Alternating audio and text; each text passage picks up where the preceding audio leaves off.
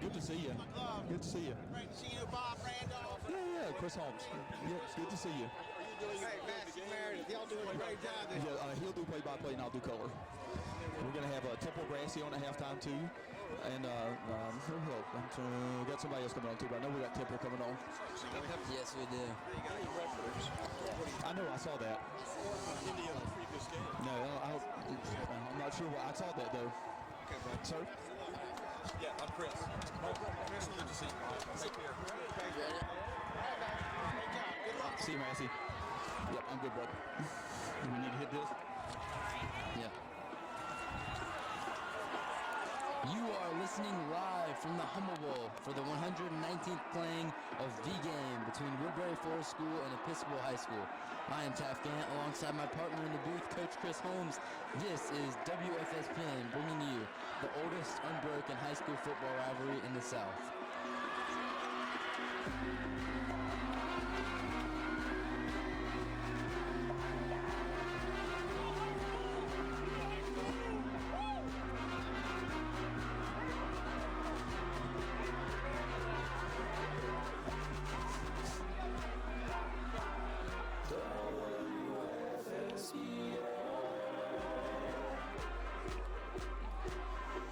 Hello everyone and welcome to WFSPN. Thank you for tuning in to what is around here simply known as the game. Coach, the stakes are high and the moment is big. The day we've been waiting for all year is finally here. Pat, it is literally a 364 days a year you wait on this one day. If you ask any of these guys at school, one, what might have attracted some of them to school?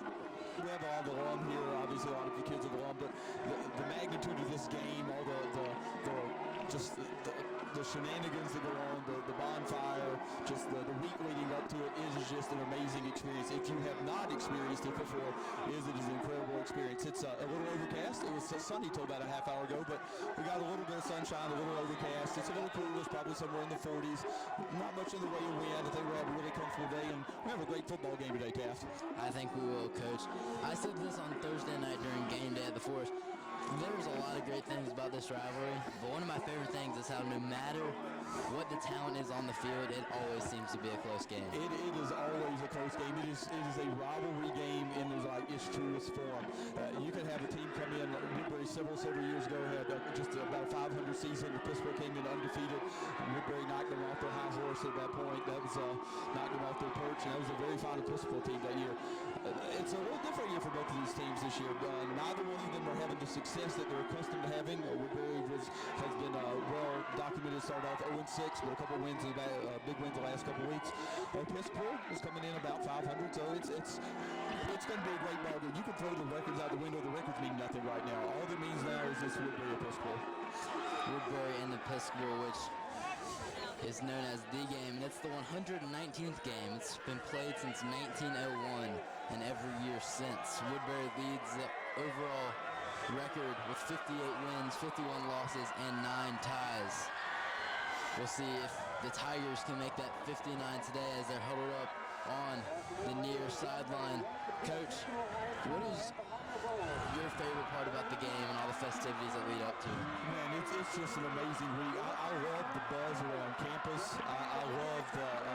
I just love the excitement on campus and excitement amongst the boys.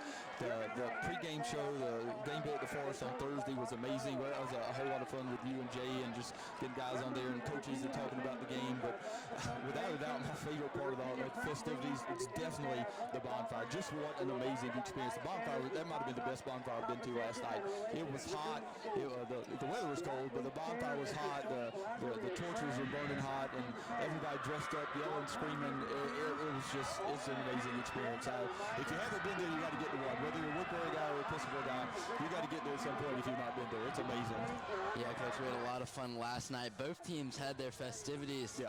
Woodberry has the big old bonfire that everyone loves. It's been a tradition for years now. Episcopal had their own sort of bonfire too last night, and not only last night, but this whole week, this whole season, these teams have been waiting for today, right now, as we're 10 minutes away from kickoff. Coach, we've seen this Woodberry team go through a really interesting season, one that we haven't seen before. The Tigers started the season 0-6 after losses to Georgetown Prep, Bishop Sullivan, St. Chris, Landon, Collegiate, and Benedictine. However, those last 3 games that they lost Landon in overtime, 13-6. They lost to Collegiate in triple overtime, 35-28, and then Benedictine by 1 point, the number 1 team in the state at their place. But then the Tigers had a turnaround. They won the next 2 games. They beat Trinity Episcopal and Fork Union big at home. This team has really turned things around, and it's the right time to do so. No, most definitely. I believe we're going to pause for the combined national anthem for the 2 choirs, the dozen for Woodberry Forest and the advanced choir for Episcopal High School. We're going to take a brief pause for this national anthem. Thank you for tuning in, Tiger Nation.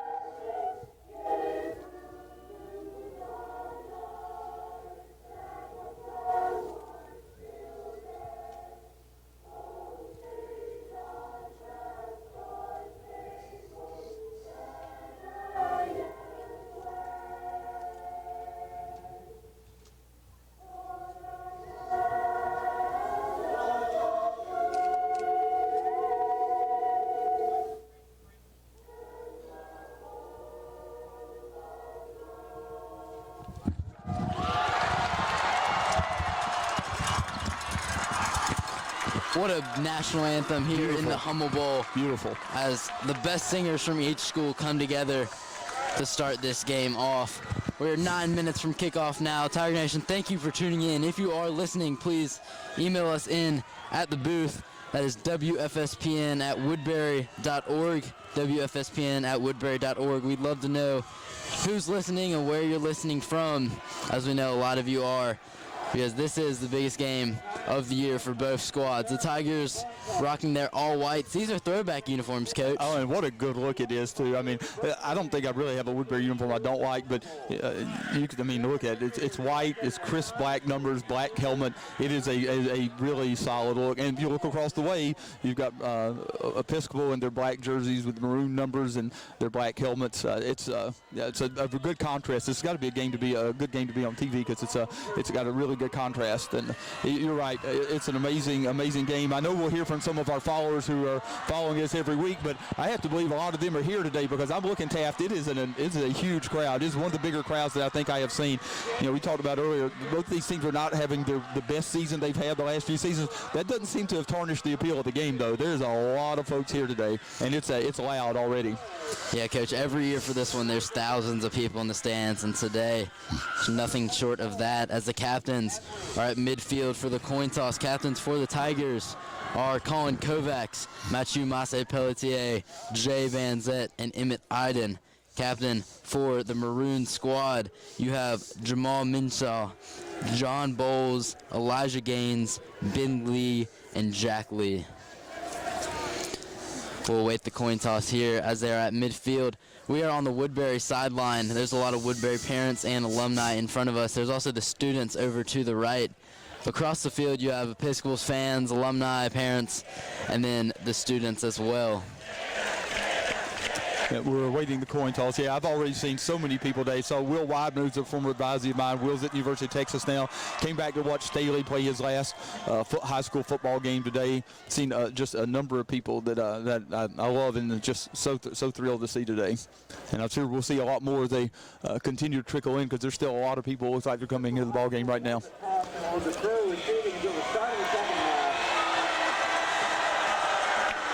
And it looks like Woodberry has won the coin toss. They're going to elect to defer to the second half No. I think Episcopal won and deferred. Okay, so Woodberry will be hard to getting the tell. ball first. Woodberry's going to be getting the ball first, going right to left in their all-white uniforms, black helmets. The Episcopal Maroon rocking their all-black helmets. As you see the teams huddle up, they're ready for this game. It's the biggest one of the year. Both teams are going to try and finish their seasons with an exclamation point, as both teams are coming off a win. Episcopal last week took down St. Albans 27-12. The Tigers are coming off a 2-game win streak. They beat Trinity Episcopal 38-28, and then Fork Union 48-22. So you have to say that both teams are coming into this game with some momentum. And Woodbury in the last 2 weeks has defeated 2 playoff teams. Both of those teams will be in the playoffs today against St. Chris and Benedictine. I'm sure they'll both be pretty good underdogs at St. Chris and at Benedictine. I believe St. Chris comes in as the number 1 seed. Benedictine is the 2, if I'm not mistaken, after things are all said and done. St. Chris only had 1 loss this year. That loss actually was the first game of the year to Trinity Episcopal. So it should be interesting. I'll be anxious to hear those scores as they come in today too, because if you ask my prediction there, I would tell you that St. Chris and Benedictine would probably face off for the state championship next week if I were guessing. Beck Good is the kicker for Episcopal. Beck Good was a fellow sports camp guy. Yeah, former sports camper, good kid, great kid. He and his brother both, if I'm not mistaken, attended St. Chris in Richmond and then came to Episcopal as they moved into high school. But a really, really solid kid. Shout out to Jamie Turner if he's not here. Jamie may be here, but Jamie, if you're listening in, Becky boys out there about to kick off. Jamie and Becky were good friends at sports camp. Donovan Baker and TK Hodges are deep to return. It's going to go to Miller King at the 20. He's going to take it along the left sideline. Gets hit around the 27. The Tigers will set up shop there. Yeah, clear the Maroon were not wanting to kick the ball deep right there and allow the Tigers the opportunity for a return, but that's going to set up the Tigers at their own 27-yard line, first and 10 to 27. Then Tigers will take that. That's good starting field position. Ben Locklear is the quarterback for the Tigers. He is only a junior, but this is his second time starting in the game. Yeah, and you can't discount the importance of that because he's already been there, kind of done that, and that's important in a game like this.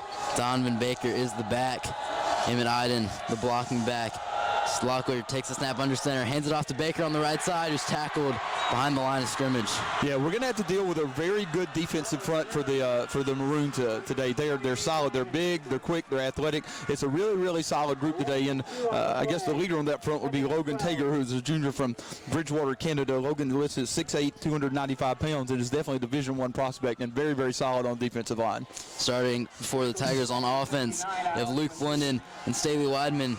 At wide receiver, you also have Reese Logan in the offensive line from left to right. Graham Godwin, Hutchbury, Oz Surveillon, Gavin Guzak, and Aussie Joseph. Locklear throws an interception.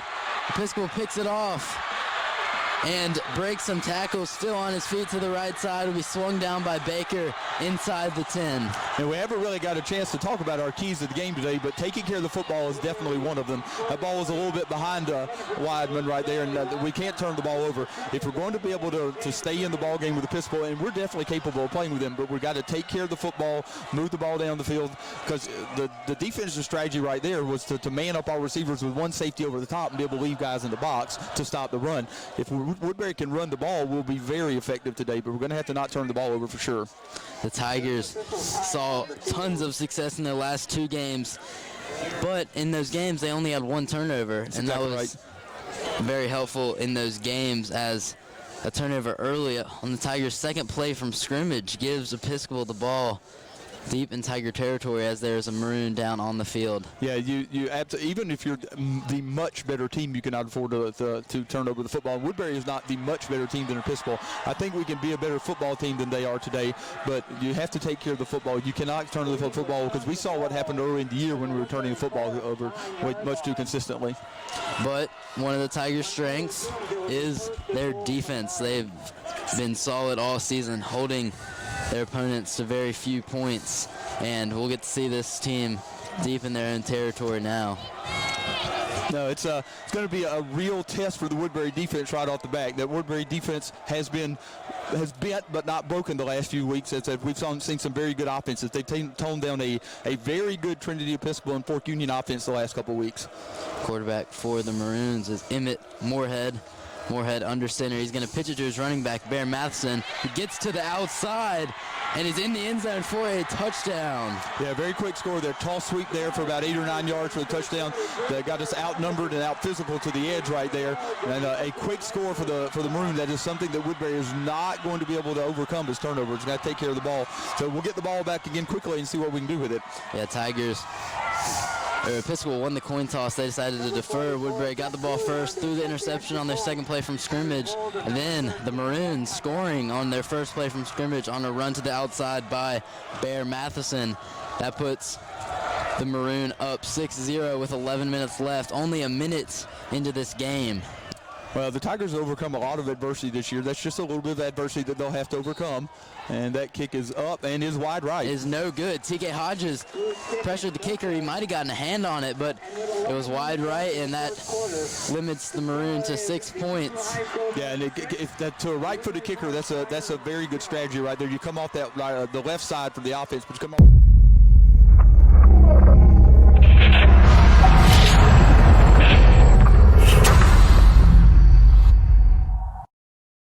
Going on offense. Only had the ball a couple plays, got stuffed on a running play on 1st and 10, and then threw the pick on the second play. And we've got to definitely take better care of the football. We'll get to see this kickoff return unit for the Tigers head back on the field. It was a little high, short kick to Miller on the last kickoff by the Maroon. Miller took that one about 10 yards up to the 27. We'll see what they do here. Well, you've got TK back deep, and you've got Donovan Baker back deep. I don't know that I would choose to kick the ball to either one of them either. So that's probably solid strategy on the part of the Maroon.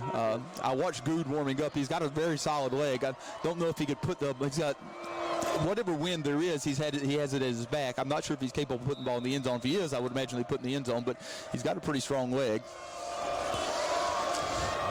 Good to kick from left to right in this packed Hummel Bowl. It's a cold day, Coach, but a lot of these boys on the field don't even feel it. No, you won't be feeling a whole lot today. TK Hodges takes it at his own 15. He's going to cut to the inside, break some tackles, shift some defenders, and gets to about the 26. Yep, taken down. So Woodberry had the ball about their 25, 26-yard line, about the same place as they began their first possession. Yeah, they're going to spot the 25, so 2 yards short of where they began their first possession. Going to leave them a little short, and the Tigers, let's see if they'll come out with a similar group of personnel, or let's see how we come out to start this drive. So we're going to come out. Going to come out empty. Ben Locklear's at quarterback. Landon Ellis, Staley Wideman, Luke Blunden, the receivers.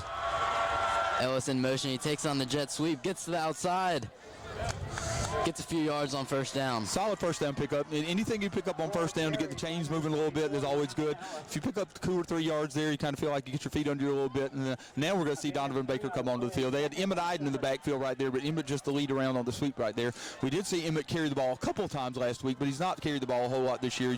He's almost like another offensive lineman and has filled that role really, really well this year.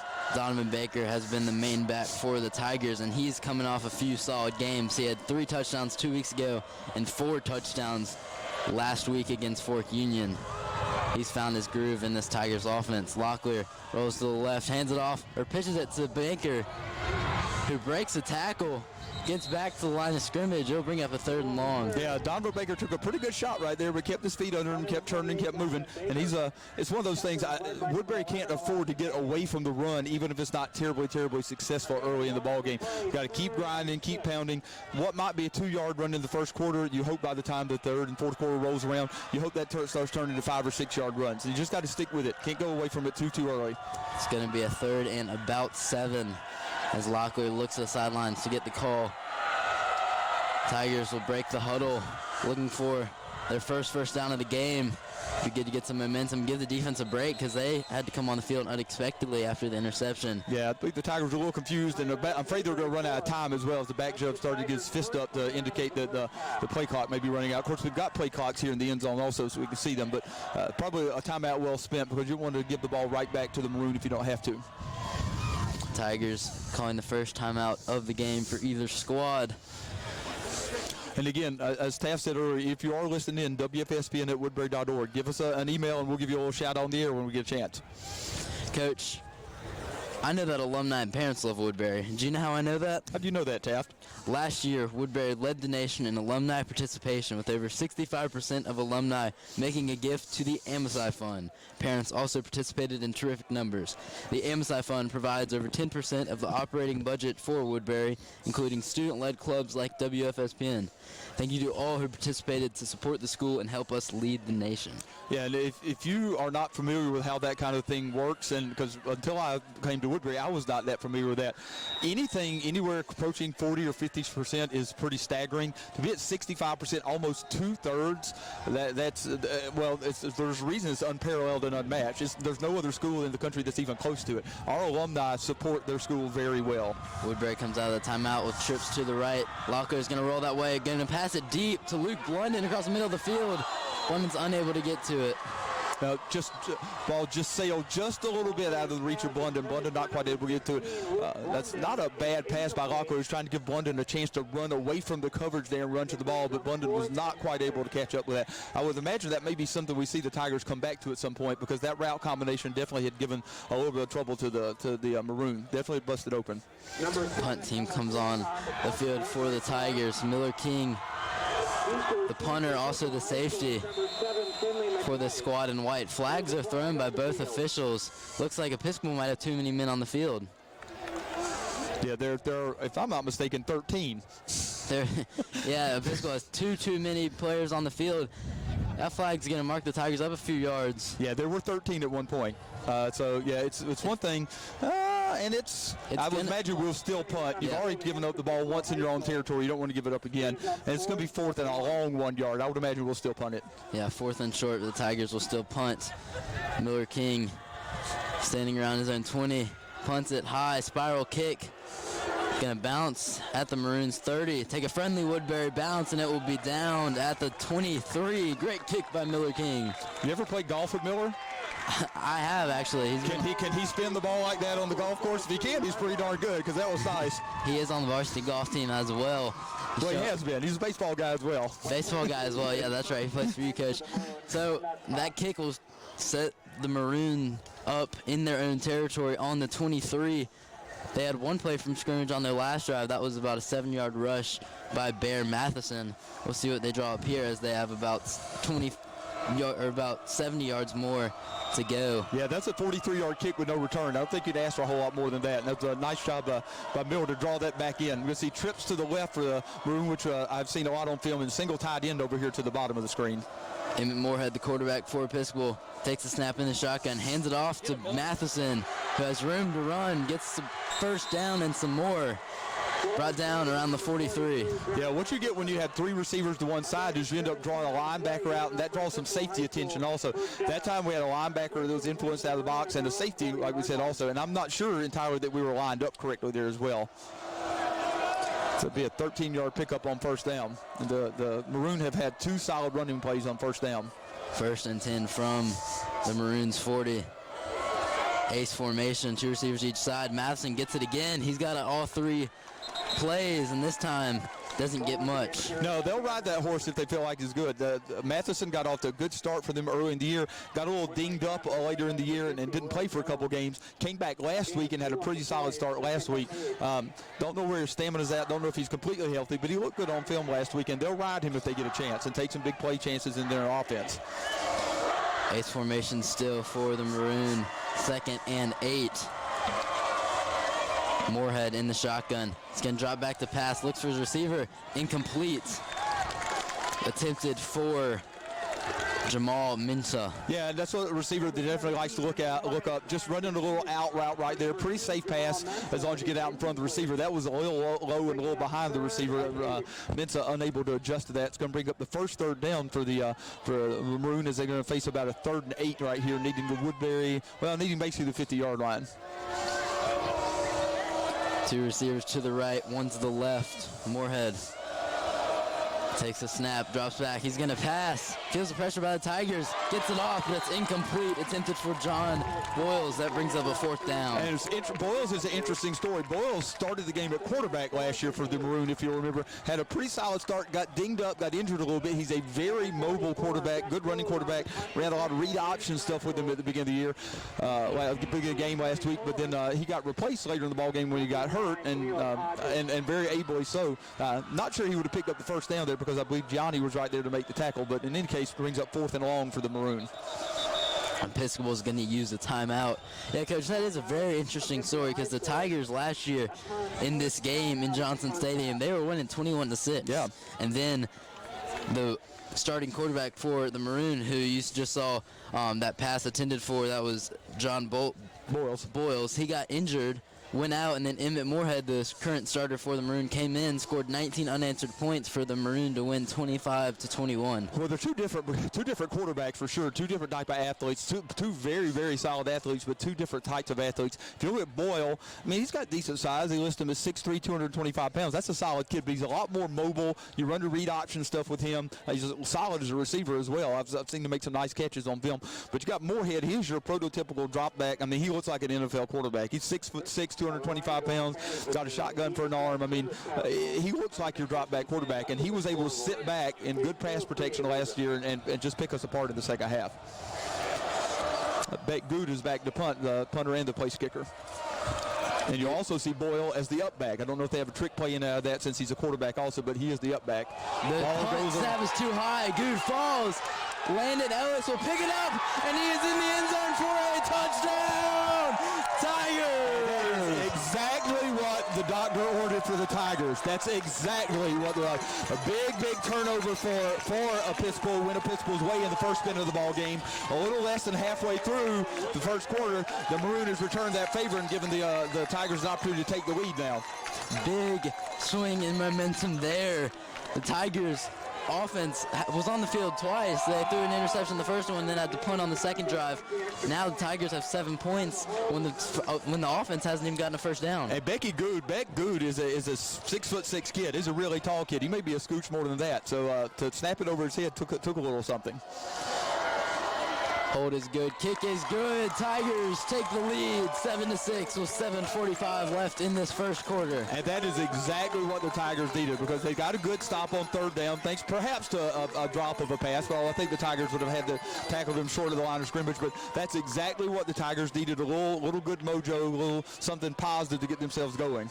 So, yeah, we'll see if that maybe fires the Tigers up on defense a little bit also because that's got to make everybody feel a whole lot better.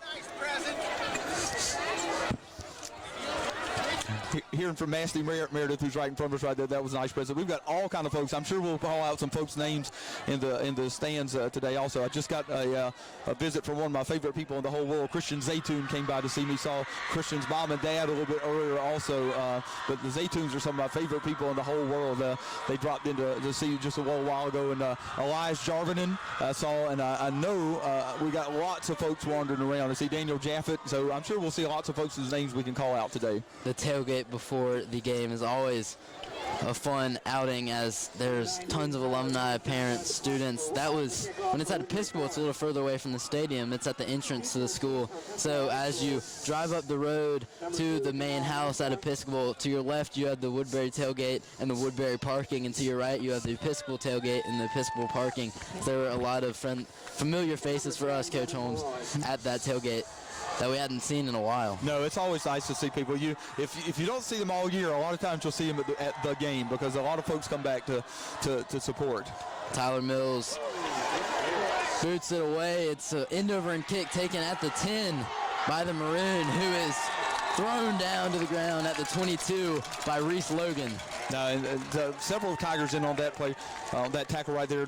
Wasn't a whole lot there to assist in the return, and the Maroon will take possession of the ball in the worst field positions they had by just a little bit. That's about 5 yards back of where they started their last drive, starting at the 22-yard line. The Episcopal offense had the touchdown on the first drive, but that was a one-drive play. It was a 7-yard run by Matheson. The Tigers forced them to punt last drive, and that's what led to the touchdown for Woodberry as Moorhead is under center on first down. It's going to be a handoff to Matheson on the left side. Matheson untouched to the first down marker. Yeah, we've seen big runs from Matheson on first down 3 times now. He scooted into the end zone for a touchdown for about 8 or 9 yards out. Had a 13-yard gain to start the last drive, and he's going to have about a 14-yard gain to start that drive right there. And we're going to definitely have to attend to that. But they are big and physical up front. We're going to have to be physical also. Moorhead breaks the huddle. Tigers defense, like we were saying earlier, has been solid all season, mainly because of the linebacking core. You got Jay Banzett and Gianni Woodson-Brooks laying down the wood all season. But that defensive line has done a good job most of the year keeping the line off the linebackers. If they don't do that today, it's going to be a rough day for our linebackers. About a 3-yard gain on first down, but a flag is thrown. That's generally in the area of offensive holding. We'll see if that's what the call is. I think it would have been a little quick to be a face mask. Yeah, going to be offensive holding. Holding against Episcopal will bring them back 5 yards. They'll replay first down. Let's see where they mark it off from exactly. Mark it off, yeah, about 2 yards downfield is where they say it occurred. So it'll be first and 18. I don't know that Episcopal necessarily get away from run on first down. They've run the ball on first down 3 times so far, and I don't know if they get away from that because they've run it very solidly. Coach, we're only 5 minutes in this game, and there's been 2 quick scores. Yeah, there's been a lot to happen already. You're right, but that's just the nature of the game. Moorhead in the shotgun. He has 2 receivers to his right, 1 to his left. He's going to go to pass, completes it to Mensah, who gets 5 yards, breaks some tackles, right down just shy of the first down marker. Yeah, we're going to have to tackle better than that for sure because he's quick and he's elusive, but that's a simple 5 or 6 yard pass. You can't let 5 or 6 yard passes turn into 13 and 14 yard gains. So due to the holding, that about 12-yard gain will not get them the first down. It will set up second and short. Yeah, it could be a down where you take a chance to try to get something downfield deep. That's you feel like you're running the ball well. Second and short could be a down to take a chance. Fullback is in motion. That is a handoff to Peterson, who gets the first down, stays on his feet. Good hard running there by the Maroon running back. Yeah, and so far the running backs for the Maroon, and they've shoveled a couple guys in and out, they've run stronger than we have tackled. First and 10 for the Maroon at their own. First and 10 for the Maroon, inching their way into Tiger territory. Just short of Tiger territory, about their own 49-yard line. First and 10 as they were able to overcome that first down holding penalty. Moorhead has 2 receivers to his right, 1 to his left, a tight end that way as well. He's going to pass it on the screen to Mensah. Gets about 6 yards, tackled by TK Hodges. That's Boyle with the catch. Mensah did a nice job blocking right there. They got the ball in the hands of Boyle on the outside right there. It's going to pick up a good 7 or 8 yards on first down and set up the Maroon with second and short again. You just feel like at some point with them running the ball well, they get second and short, they're going to take a shot downfield at some point. Yeah, Maroon getting lots of yards on first down. That is key if you want to be able to have success offensively. Looks like they might take a shot here as Moorhead has trips to his left. It's going to be a handoff that's fumbled, and we'll see who recovers. It's going to be close. I believe Moorhead may have ended up getting on that. The Tigers had an opportunity to fall on that for sure, but I believe Moorhead ended up recovering it. Moorhead recovered behind the line of scrimmage. That will set up a 3rd and 3 on the Tigers' 44. Yeah, and as well as Episcopal has been running the ball, you've had to feel like maybe they might even be in 4-down territory if they weren't to get it here. Moorhead in the shotgun. He has Peterson to his right, Mensah and Boyles that way as well. It's going to be to Mensah on the jet sweep, who gets the first down and some more. Brought down on the wide side of the field, about 5 yards ahead of that yard to gain. Yeah, he's quick. He brought across in motion. Did a really nice job on the left side there, securing that side of the line. And that's no surprise they ran that to the side where Logan Taylor lines up. We mentioned Logan Taylor earlier. It's a new boy 5th former for them, a junior from Bridgewater, Canada, and definitely a prospect over there. He's a large young man and proves to be pretty solid on the offensive line. First and 10 for the Maroon. Moorhead in the shotgun. He's going to go to pass. Goes across the middle to McKnight completes it right around the first down marker. Yeah, that's a nice throw and catch right there. Threw that down low, let his receiver go down and get it. That's a nice job. And again, pretty much unscathed in the pocket right there, able to sit back and just kind of make throws downfield. And we've already seen from last year that if you give this young man time to sit in the pocket and read the defense and make throws, he's pretty solid. Tigers lead 7-6 with 3:35 left in this first quarter. It's been a very exciting first quarter of this game. You've been action-packed already. Handoff to Peterson on the left side. He's brought down by a swarm of Tigers. Yeah, Peterson a little slower getting to the line right there. That's a nice job by the Tigers to kind of string that play out a little bit. And you'll notice that the Maroon are running to the left side of their line quite a bit, and with good reason. No gain on the play. No gain on the play. We'll set up 2nd and 10. Episcopal is 4-4 on the season, but they've lost 3 of their last 4 games. Yeah, they got off to a solid start, but hit a stretch when they're playing in their conference, the IAC, where they played some very solid teams, some teams that Woodberry has played also. Moorhead's going to go deep in the end zone to his receiver. It's incomplete. Good coverage there by Connor Lassane. No, Lassane was all on that, and I was looking for the Maroon to take a shot downfield at some point with the way that we're playing our defensive secondary, but I kind of thought it might happen on a first down or on a second short. That's going to bring up 3rd and 10. The Maroon have a number of things they could do here because they are running the ball well, so they could continue to run the ball well, but we're still not getting a whole lot of pressure on Moorhead, and we're going to need to get some pressure on them at some point. I don't know if we might dial up a blitz here on 3rd down, or we may be unsure that they're actually going to throw the ball. It's 3rd and 10 from the Tigers' 28. It'd be about a 45-yard field goal from here. With a little bit of wind, I would say that he probably does have the leg to make it, though, from what I saw earlier. Trips to the right. Moorhead drops back to pass. Gets hit as he throws it. He's going to go deep. Incomplete. Good coverage there by TK Hodges and Peter Moore. Yeah, at that time he was unable to step into the throw. Good pressure right there by the Tigers. So I'm not mistaken, that was Rodney Laura that applied pressure right there, but he was right in Moorhead's face when he let go of that ball. So got my good friend Javon right here. Javon, good to see Javon. Man, so good to see you. We'll have all kinds of folks that will be coming up to the ball game today, but Javon had texted me, letting me know that he was going to show up. So it looks like the Maroon are going to go for it. It is 4th and 10. Maybe they feel like it's a little bit out of field goal range, and they're moving the ball pretty well. The Maroon have taken a shot on their last 2 plays. They haven't completed either. They did not complete either of those passes. 4th and 10. Moorhead goes to pass.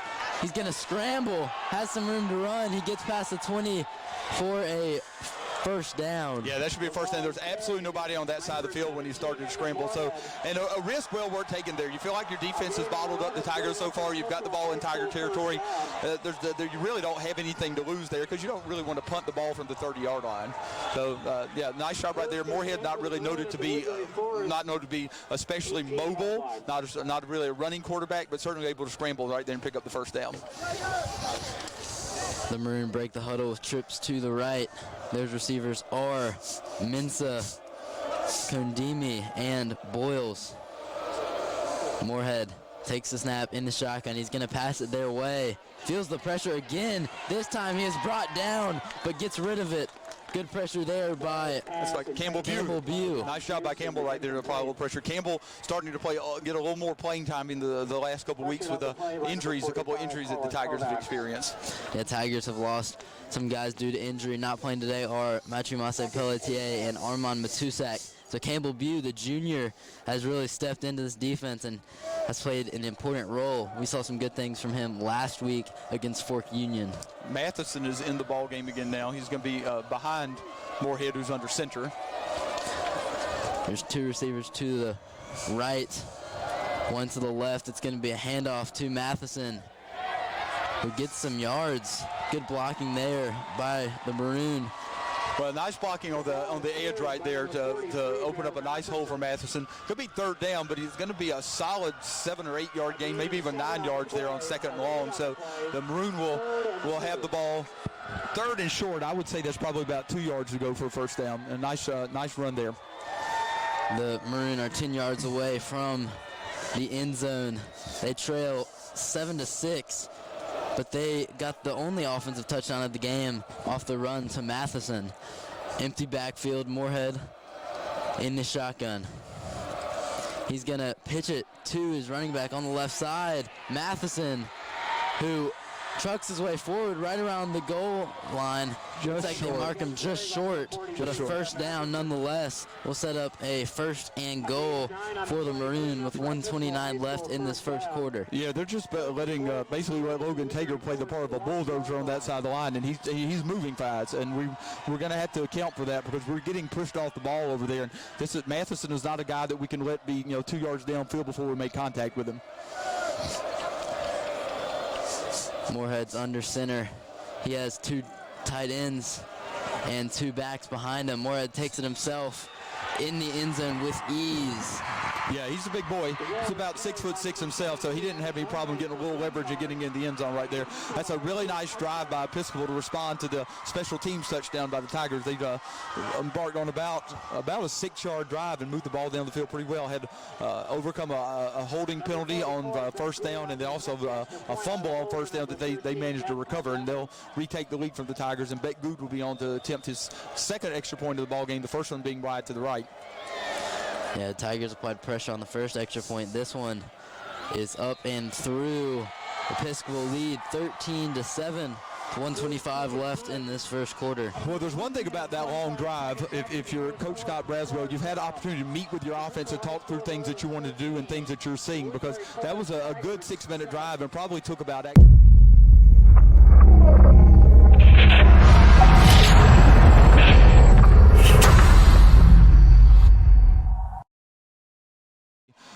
and what we see from the Tiger offense on this third possession where they've had very little success on the first 2. So I'm going to read out a couple of names. I know that Ann Van Zett is listening in. That's Jay's aunt from Naples, Florida. Ann is a faithful listener. I got Angela Augustine. That's Aussie Joseph's mother, is listening in. You might remember Will Sutherland. Will Sutherland is listening in, saying go Tigers. Says good luck to everyone. Bringing the noise and the love from Nashville, Tennessee. I coached with Will for a couple of years. What a tremendous young man. Got Jamison Rice, who's listening in all the way down from Athens, Georgia. Go Dogs. That hurts me to say that, J-Mo, but J-Mo's listening in. So if you are listening in, WFSPN@woodberry.org. Give us an email, and we'll be glad to give you a shout-out. Kick from Good is high and away, taken by TK Hodges at the 15. Hodges goes down the sideline, gets to about the 30 where he's brought out of bounds. Hey, that's been a solid strategy so far for the Maroons. We're keeping the Tigers bottled up, and starting at the 30 is actually our best starting field position that we've had so far. We've taken the ball at the 27, the 25, and the 30, so I think that's having the desired effect as far as the Maroons are concerned in avoiding long kickoff returns. And Coach Holmes just read off some of those names of everyone that is listening. Thank you all for listening if you are. If you're only listening, though, you can also watch on YouTube Live. If you go to our website, WFSPN.org, you'll see the link to the video stream for this game. Luke Blunden completes it on the far side of the field, breaks some tackles, goes down the sideline in Maroon territory. And that's my advisee, Luke Blunden. That is our athletic director, Matt Blunden's son. It's really remarkable what Luke has been able to do. Luke is actually first on the team now in receiving yards. He'll tell you he's not the fleetest of foot, but he manages to make good things happen when he catches the ball. That time they got him the ball in space a little bit on the edge. He managed to elude one tackle, and he's down the sideline for the Tigers' first offensive first down of the game here at about the 1-minute mark of the first quarter. And Coach, he proved that last week against Fork Union. He had 3 receptions for 132 yards and a touchdown. And he's had big plays in the passing game, long touchdowns each of the last couple of weeks. Donovan Baker gets a handoff on first down. It's about 4 yards. Yeah, that's an encouraging sign for the Tigers. That's a good, solid 4-yard run. And those were runs that we saw the last couple weeks. Donovan will break some 3- and 4-yard runs, and as the season progressed, or the game progressed, he started to break off runs that are a little more. He's going to be trotting off the field right now. But if they'll continue to stay with the run some, can't abandon it completely, I think we'll have some more success with it as the game goes along. It will be 2nd and 6 on the 50. Ben Locklear in the shotgun. Landon Ellis in motion. It's going to be a fake jet sweep. Locklear to pass. Goes to Blunden, who's open. Unable to come down with it on the left sideline. We saw that play go for a score last week, actually. we saw that they wheel Blunden out of the backfield. He kind of runs a follow route. I would call it a follow route. I'm not sure what they call it. He runs a follow route off of what Staley Weidman does, and they did that off of a fake for the jet sweep that they ran earlier in the ball game also. When we see Emmett Iden in the ball game as the lone back, the 2 times that we've seen that today, we've seen a jet sweep and a fake of a jet sweep right there, and they keep Emmett in to help block the edge. Reese Logan and Peter Hutchinson checking the game. Tigers are going to come out in an empty set. We've seen this some as the Tigers are showing pass here with 5 receivers. And a whistle blows the play dead. There's a flag down before the ball was snapped. Yeah, it's going to be delay of game on the Tigers right there.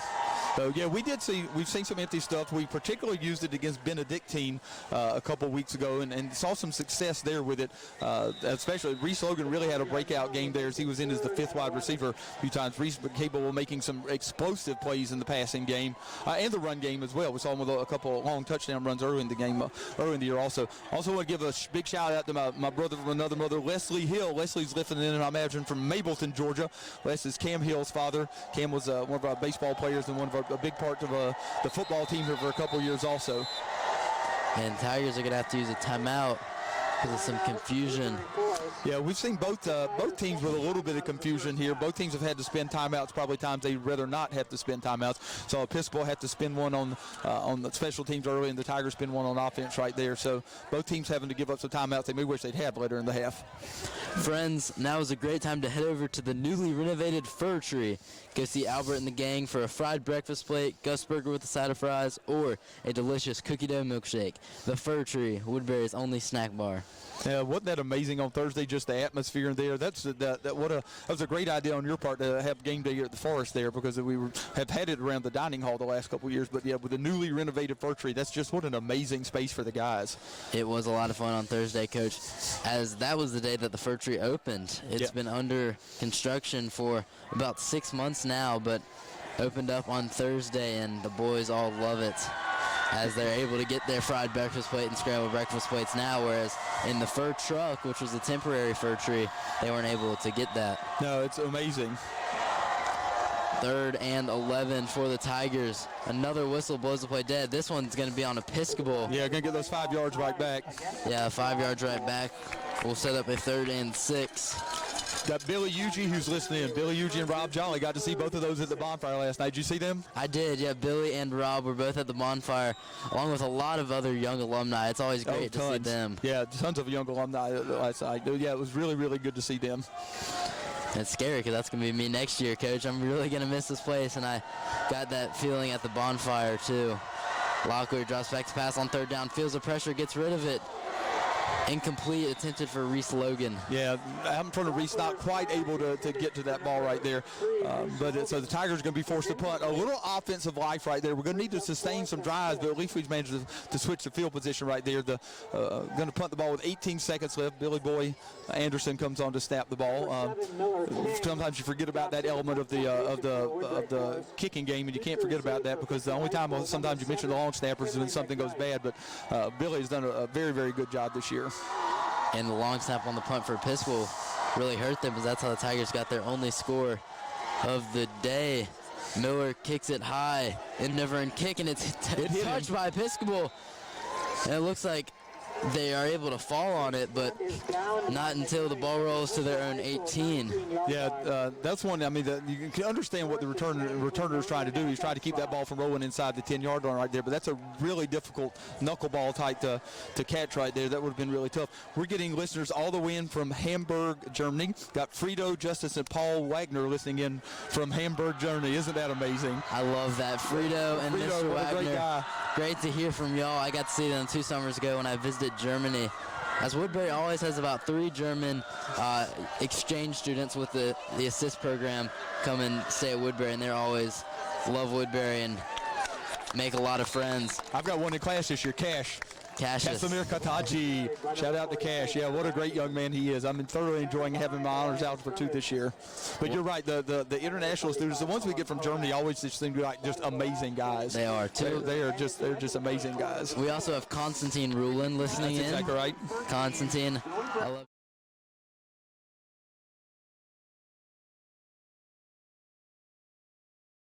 quarter, the Maroon lead the Tigers 13-7 in what's been a very exciting first quarter of play. Yeah, it was actually, you look at it, it's 13-7. It's a little higher scoring.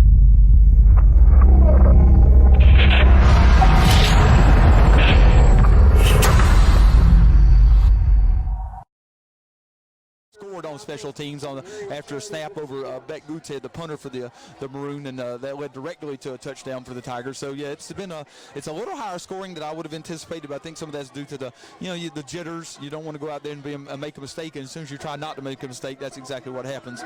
But it's going to be interesting now. The Episcopal have had the ball. This will be their fourth drive, I believe, and they've managed to move the ball pretty well so far. The Tigers have forced a punt one time and that ended up not working out well for them, but they scored the other couple of times. Tigers going to need to get a stop here, and it's going to be second and a little more than 10 as they bottled up the run right there, and definitely going to have to bottle up the run. The passing game is pretty potent for them, but if you can run the ball at us the whole day, it'll be a miserable day for us. 1 yard. Getting Mason King and Will Linhart, who are listening in. Good to hear from them. For 2nd and 12 after the loss of 2 on the run on first down, Moorhead hands it off to Peterson, wrapped up right around the line of scrimmage. I'll set up 3rd and long. Yeah, I see Jane Banzette getting off the bottom of that pile, which is not surprised. He's been on the bottom of a lot of piles this year. But, yeah, it's going to have to – if you can make them one-dimensional, the passing game is a lot easier to defend. And right now we're on this drive have done a better job defensively on the running game. The one time that the Maroon have punt today, it was a high snap, and that led to the Tigers score. So hope the Maroon are going to try and get a first down here so they don't have to punt from the shadow of their own goalpost. Moorhead in the shotgun has 2 receivers to his right, 1 to his left. He's going to go to pass, and it is completed by Boyles, who gets the first down. Yeah, that's simply letting your emotions get the better of you right there. I know you want to pick that ball off and go to the house, but if you just make the tackle right there, you force them to punt, and that's a much smarter play right there. You let your emotions get the better of you a little bit right there, and that's a nice throw, and the quarterback's got a good arm. But if you simply make that tackle right there, you force them to punt, and you get the ball back. 34-yard line. But all right, we'll definitely see that made up far later in the ball game, I'm sure. Maroon now have the ball on their own 34. Moorhead under center. There's Peterson behind him. It's going to be play action. Moorhead goes to pass deep to his receiver, TK Hodges. Bats it away. Yeah, the TK Hodges look more like the intended receiver right there, to be perfectly honest. TK throws his hands up looking for an offensive pass interference penalty. You're not going to get that on this level, and it's really not interference the way the high school rule was written anyway. So that's a good job. We're starting to see Episcopal take some shots downfield, and they had some success with that the second half of the ball game last year.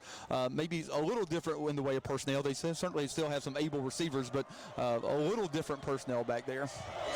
We have Mason Roberts, Stephen Pappas, and Mac Boney listening in from South Carolina. That's awesome.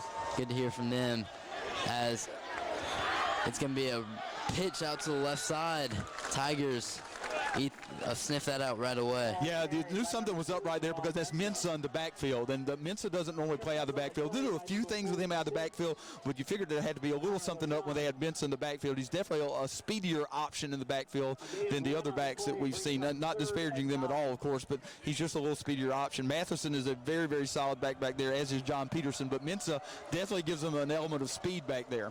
3rd and about 9.5. Moorhead has 3 receivers to his right. He's going to drop back to pass, goes to his left, and it is incomplete, almost brought down by Codini, but that will set up a 4th and long. Punt team heads on the field for the Maroon. Yeah, that ball got on to him pretty quickly and pretty hot also. We said before, Moorhead's got a pretty solid arm back there, and that ball got on top of him pretty quickly. That's actually a really nice pass by Moorhead. A little out route about 10 or 12 yards down the field that would have picked up the first down, but unable to handle that. Punt team for the Maroon heads on the field for the 2nd time today. You remember what happened on the first one. TK Hodges standing to return at his own 25. Snap is high again over the punter's head. The ball bounces in the end zone, and the punter is going to try and fall on it. It's still rolling now. Finally taken by the Maroon, but that's going to be a safety.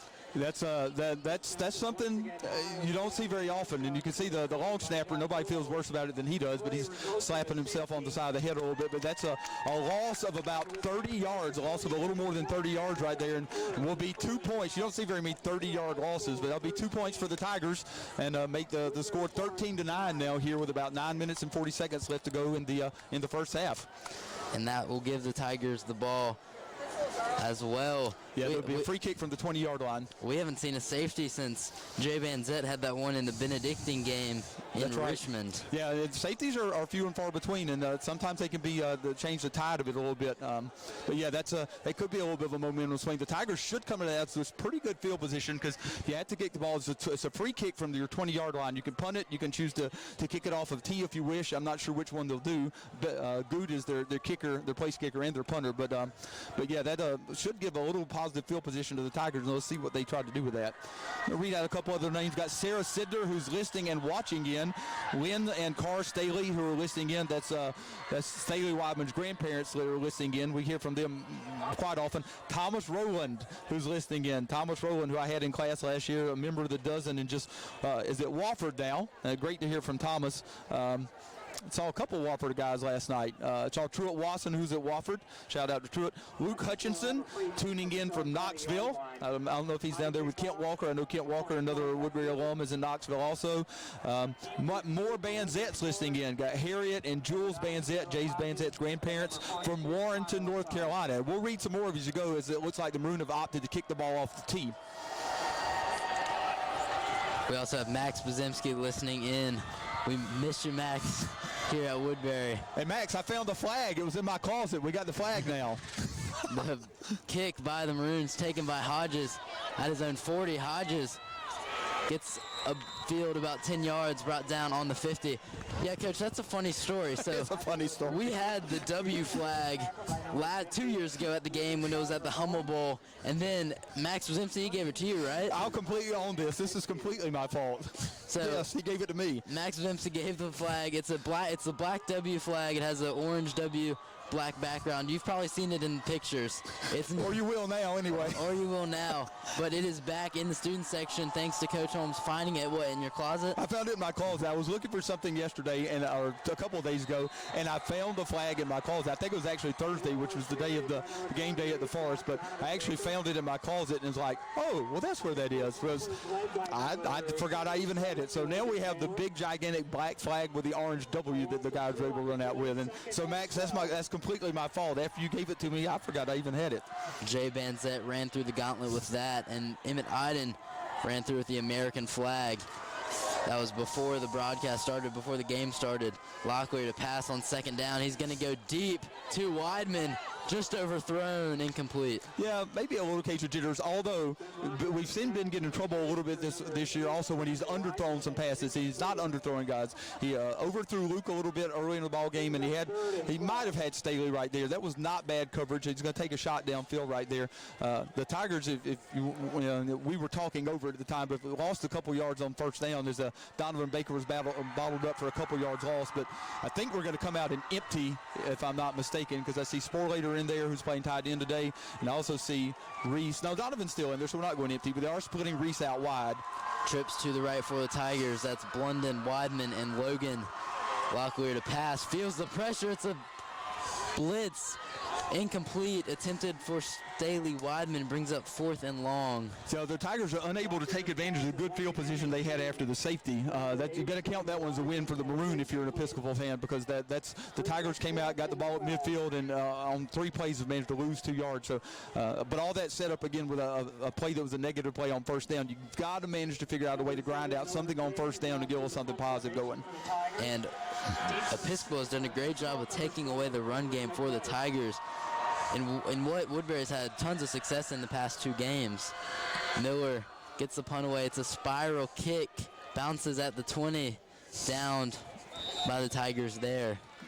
about 30 yards with no return. The Tigers will take that, maybe a little less than 30 yards right there. Episcopal will have the ball for the 5th time, and it's been feast or famine pretty much. They put up a couple touchdowns on the board, or they have it's been a score for Woodberry as we have a touchdown and a safety, both attributable to high stats. Don't know what the Episcopal, the Maroon will do if they have to punt again. Hopefully we'll force that decision shortly. Getting also an email from Mac McMillan. Good to hear from Mac. Really great to hear from Mac. William Poole and Mac McMillan, who are listening in, cheering on the Tigers from Chapel Hill. Got Harriet Banzette, who's listening in also. 1st and 10 for the Maroon. Moorhead is under center. It's going to be a run to the left side. Eaten up by the Tigers. Tackle there by Johnny Woodson Brooks. Now, good tackle there by Johnny. And Episcopal getting back to running the ball there with on 1st down. Matheson with a good hard 1st down run, picks up about a yard, and he's a solid running back. If you look at him, he doesn't appear to be anything especially spectacular, but he does what they ask him to do, and he does it very well. There's 8:11 left in this first half. Tiger Nation, be sure to stick around for halftime as we will be joined by Woodberry legends Temple Grassie, class of 1965, and Tony Gould, class of 1960. No, it'd be great to hear from those men. Handoff on 2nd down. Johnny Woodson Brooks hits him hard and loses his helmet on the hit. Yeah, that hurt too, and I'm not sure what he's hurt exactly. I don't know if that got him in the underneath the chin perhaps. But Johnny, that definitely hurt Johnny right there. He lowered the boom on him right there, but Johnny paid for that one also. He's coming off the field right now, and I know Brad is tending to him right now. And when he popped up very quickly, and obviously it hurt something. So we'll check in on Johnny here in a second and see. That was quite a lick. And it will be 3rd and 9 from the Maroon 25. Yeah, and seeing Gabe Smith checking in for Gianni. Moorhead in the shotgun. He has Peterson to his right. He's going to drop back to pass. Goes to the wide side of the field and completes it to his receiver. Looks like that's going to be a 1st down. Yeah, knew exactly where he wanted to go with that. As soon as he walked to the line of scrimmage, he saw the matchup that he wanted and the leverage that the cornerback was playing and knew exactly where he wanted to go with the ball. Managed to get it out there and pick up the 1st down. And we saw a lot of this last year. The Woodberry would get Episcopal in some negative yardage plays, but then Episcopal would always have an answer, and Moorhead managed to complete some passes, some big passes in the second half, and picked up a big one right there to pick up a 1st down on 3rd and long. Rodney Laura checks in the game for Joel Brutus. We've seen both of those boys play a huge impact on the defensive line. They're both only freshmen. No, they both, as freshmen, have made huge impacts. Moorhead has trips to his left. He's going to pass it that way. Puts it to his receiver, who breaks a tackle, stays on his feet down the sideline now. Pushed out of bounds by Peter Moore, just shy of the 30. Yeah, and again, got to have a better job of tackling right there.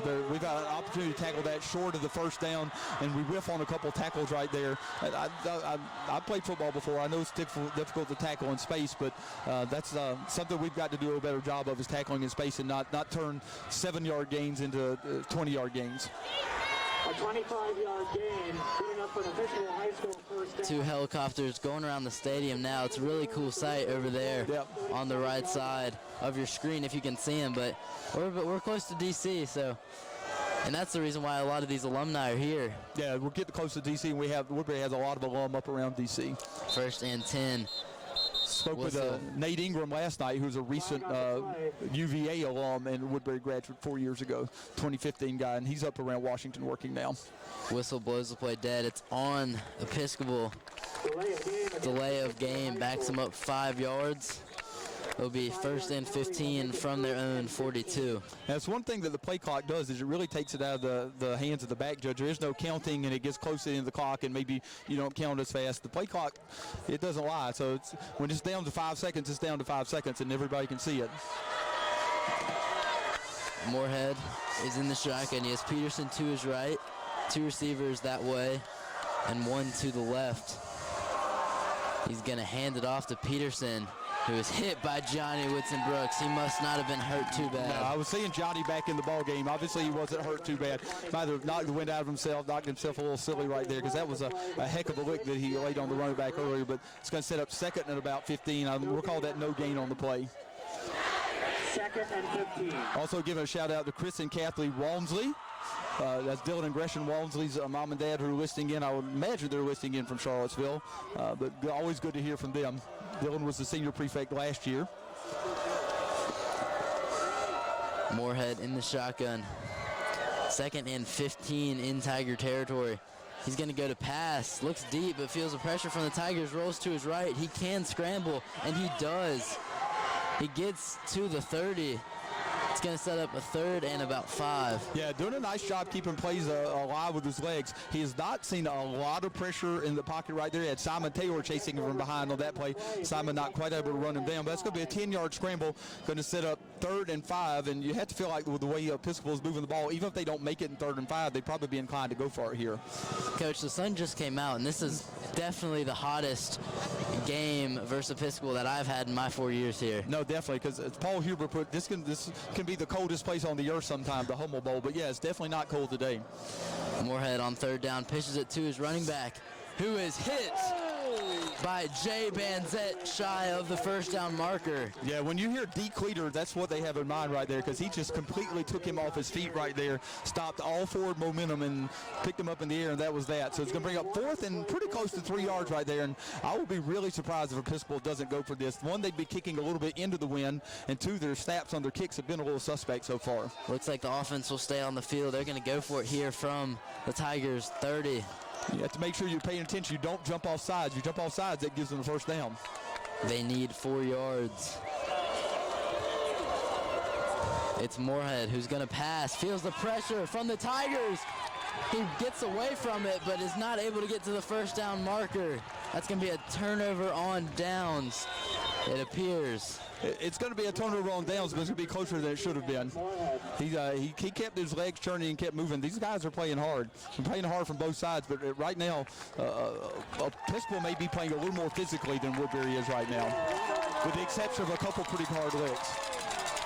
And Woodberry's offense will take over after the turnover on downs, and that's big for the Tigers defense, as they've struggled early. It is. That's a big stop for the Tigers defense right there, and the Tigers really need to get something going on offense this series. We've not seen them do very much on offense. Both of the scores have come by means of special teams so far, so it'd be nice to see the Tigers get a little something going, have a little something positive to take into halftime if nothing else, with a little less than 5 minutes left to go in the 2nd quarter.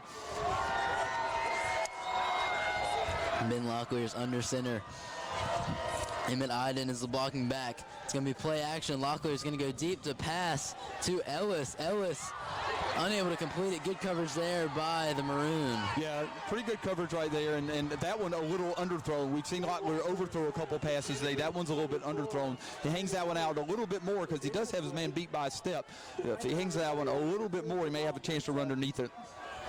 Bring up 2nd and 10 for the Tigers at their own 28-yard line. Tigers have tried to go deep on a couple passes. None of them have been completed, as Luke Blunden, Staley Weidman, and Landon Ellis are all downfield threats. Locklear in the shotgun. He's going to go to pass again. Goes to his receiver, Weidman, who catches it, but out of bounds. Yep, that's actually a heck of a catch, and would have been right close to the sticks, but the Locklear having to throw that one off of his back foot.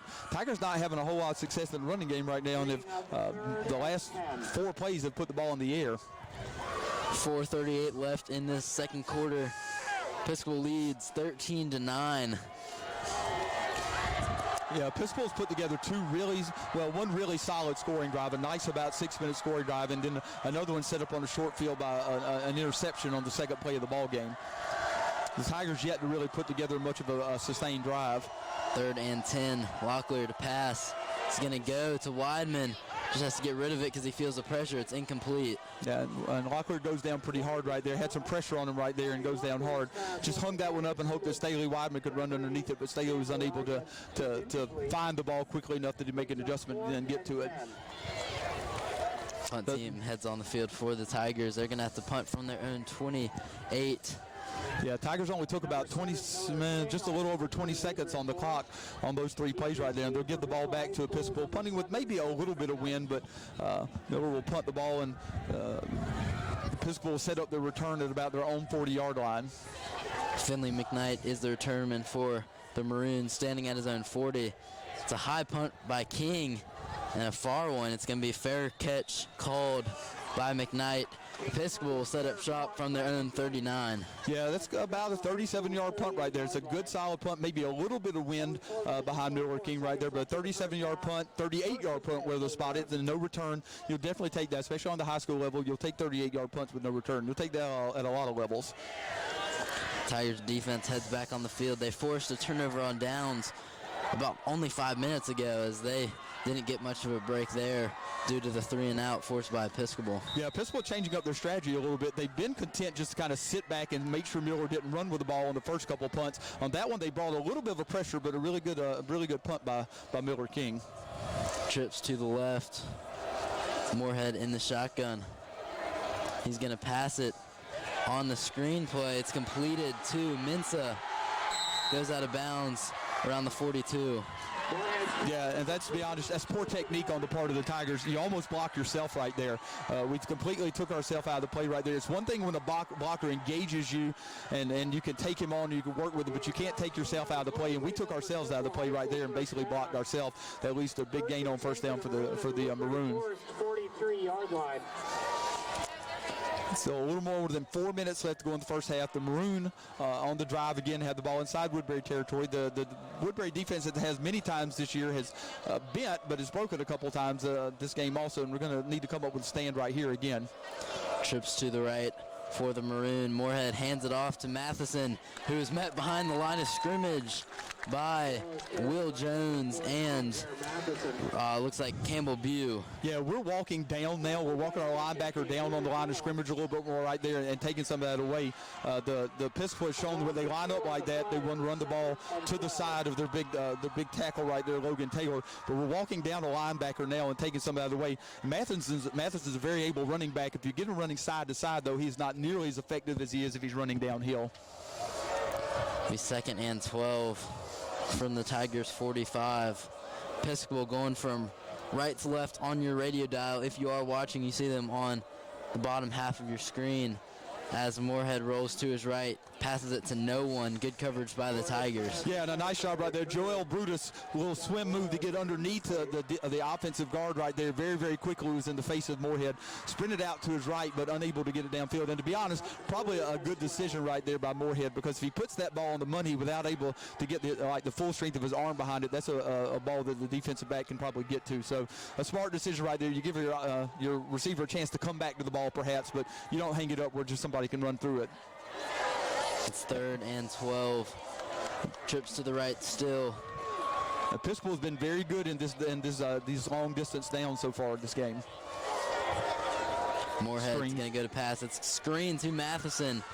Matheson breaks some tackles, gets about a yard short of the first down marker. It'll be 4th and short, and you got to think that they're going to go for it. Yeah, you got to think you're going to go for it. And we've got to tackle right there. We're lowering our shoulder and dropping our head and expecting a big hit, and Matheson is just running through that right now. We can't do that. We've seen a couple of running backs through this year that maybe we could do that, but Matheson is just running through those right now. That's not a tackle.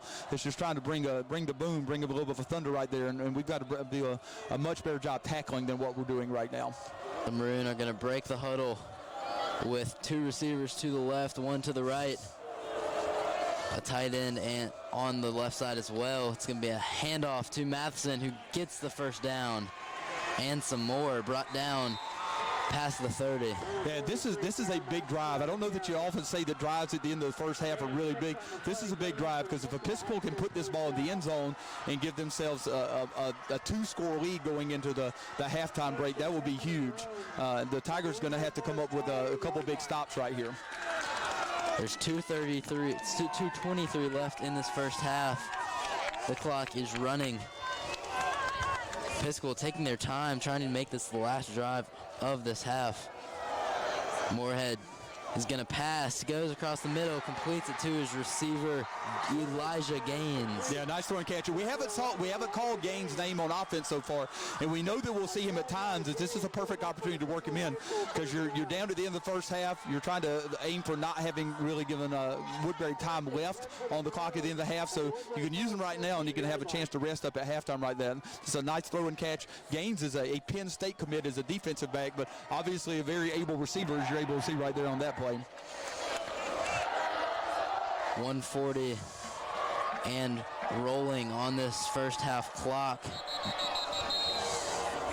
Refs blow the play dead. Looks like timeout on Woodbury. That's going to be their last timeout of the first half. Yeah, and I know Episcopal has used at least one, but yeah, the Woodbury right now more worried about keeping Episcopal out of the end zone than they are having a timeout right now, because you have to force a turnover right here and have some kind of return to be able to be too concerned about that. So Tigers talking through what they want to do on defense and talking about what Episcopal might do down here at the goal line.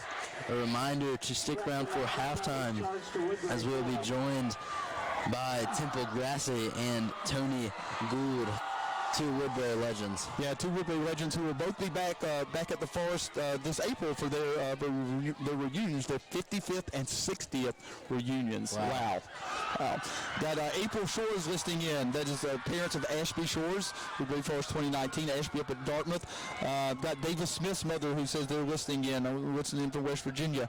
So go Tigers. So got a number of folks that are listing in. 13-9, Episcopal leads to 1:34 left in this first half. Coming out of the Tigers timeout. And Moorhead will roll to his left on the bootleg. He's going to run it himself, untouched, in the end zone for a touchdown. Yeah, and we're making Moorhead look like Michael Vick right now, because he's just dancing his way through us, and we're not putting up a lot of resistance right there. Episcopal does exactly what they like. They drove the ball down the field, put the ball in the end zone. They're going to take a multi-score lead into the half unless the Tigers can do something on offense, and something we've not done so far. It's going to be the tail of this game will be told by whether or not the Tigers can make some adjustments for the second half. That's Episcopal's third touchdown of this first half. Moorhead's second rushing touchdown. The extra point is through the uprights. Yep, almost blocked, but not quite. No, TK not quite able to get there, and then it squirts just through the uprights. And Episcopal is leading the 119th game 20-9 with 90 seconds left in this first half. Yeah, the Tigers' offense has been pretty stagnant the first half, and that's led to some opportunities that for the offense of the Episcopal team that Woodbury can't afford. We've got to be able to possess the ball a little bit. The last series we got the ball with a little less than 5 minutes left to go, and took all of about 20 seconds off the clock, and with 3 straight incompletions, no time ran off the clock, basically turned the ball right back over to an Episcopal offense that's been pretty solid this first half and put a tired Woodbury Forest defense back on the field. So it's going to be interesting to see what adjustments we make at halftime. I don't know if we've got some tricks up our sleeve that maybe we haven't shown so far, but we're going to have to do some things better, because Episcopal is also going to get the ball to start the second half. Coach, I will say this is kind of a similar feel to what we saw last year. It is, I agree. The roles are flipped. Woodbury was leading heading into halftime 14-6. And then they scored a touchdown early in the third quarter to go up 21-6. I agree. Similar point differential here, as it's just one more point and then Episcopal came back in the second half and scored 19 unanswered points. So regardless of what the score is headed into halftime, if it stays this way, Tigers are not out of this game. Oh, no, not by any stretch of the imagination. I'm not at all intending to say that Tigers are out of the game, because they are by no means out of the game, but it is something where we're going to have to be better in the second half on both offense and defense. Definitely going to have to be better on both. Hodges gets to the 28. Tigers offense will have 1:16 left. See if they can get something going here.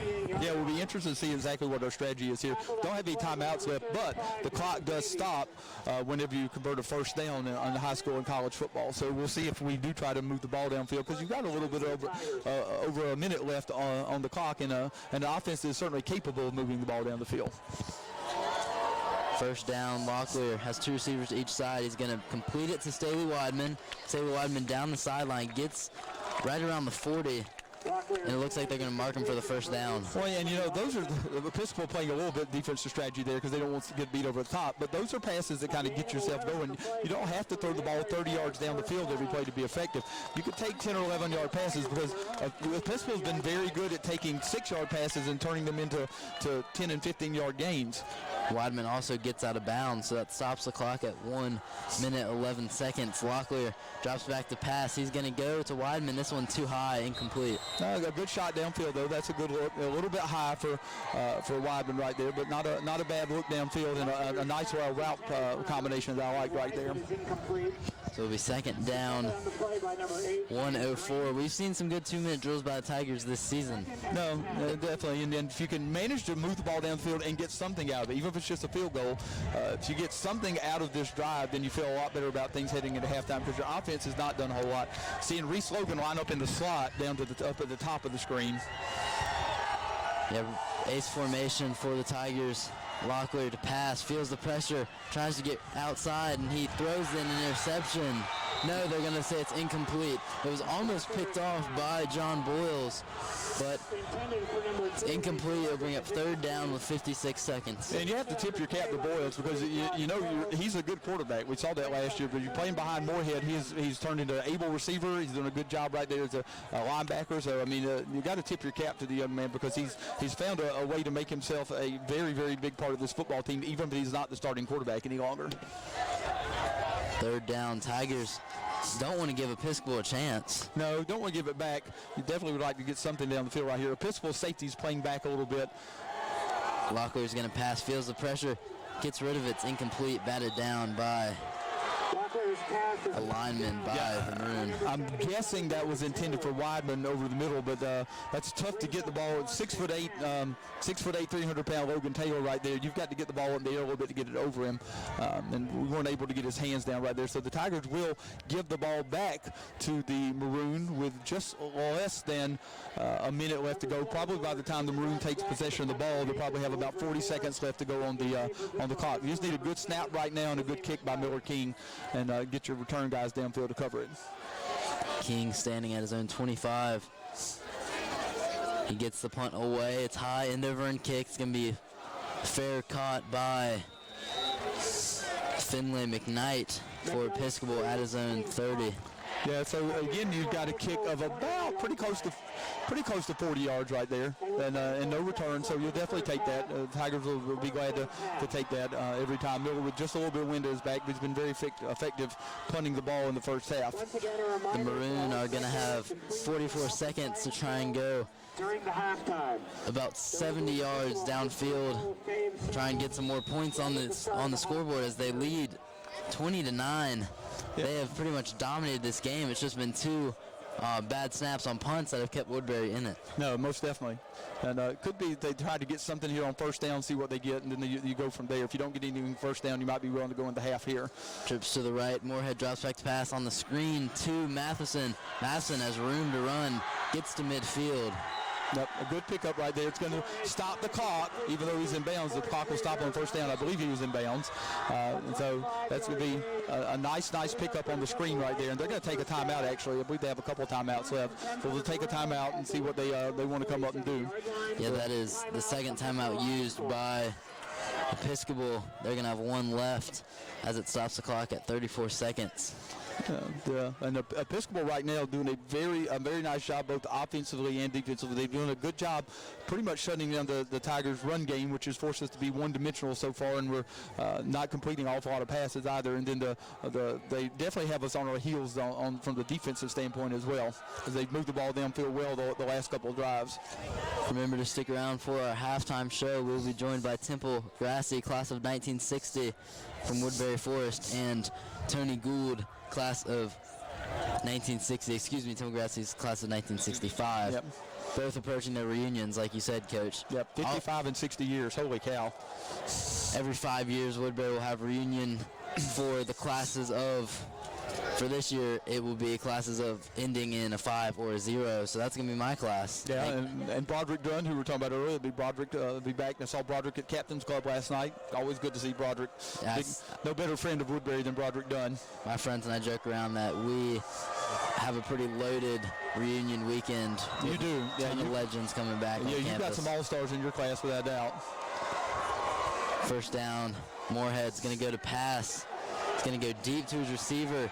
TK Hodges bats it away. Great coverage there. Yeah, TK, the receiver, had just about a step on him. That's John Boyles, who we've mentioned several times this half. But Boyles had just about a step on him. TK is able to just get a hand up and bat that pass away as he's running from behind. So a very athletic play by TK right there. Nice job. There'll be about 26 seconds left to go in the first half now. So Episcopal's 3 touchdowns have all come off of rushes. Moorhead has 2 and Bayer Matheson has 1. And that one came early in the game, with just a minute taken off the clock. Yeah, only a minute gone on the clock there. Moorhead to pass on second down, feels the pressure, rolls to his right. He's just going to run out of bounds around the Tigers 40. Pick up about, I think they'll probably mark that for about 6 yards. Going to bring up 3rd and about 4. I don't know if Episcopal's really worried about the 3rd down so much, because even if you don't pick it up on this, depending on where you're at in the clock, you could take a shot downfield and throw a Hail Mary in the end zone, which they could do on this down also, because you got basically 17 seconds left to play with, and I think they have 1 timeout left, if I'm not mistaken. It will be 3rd and 5.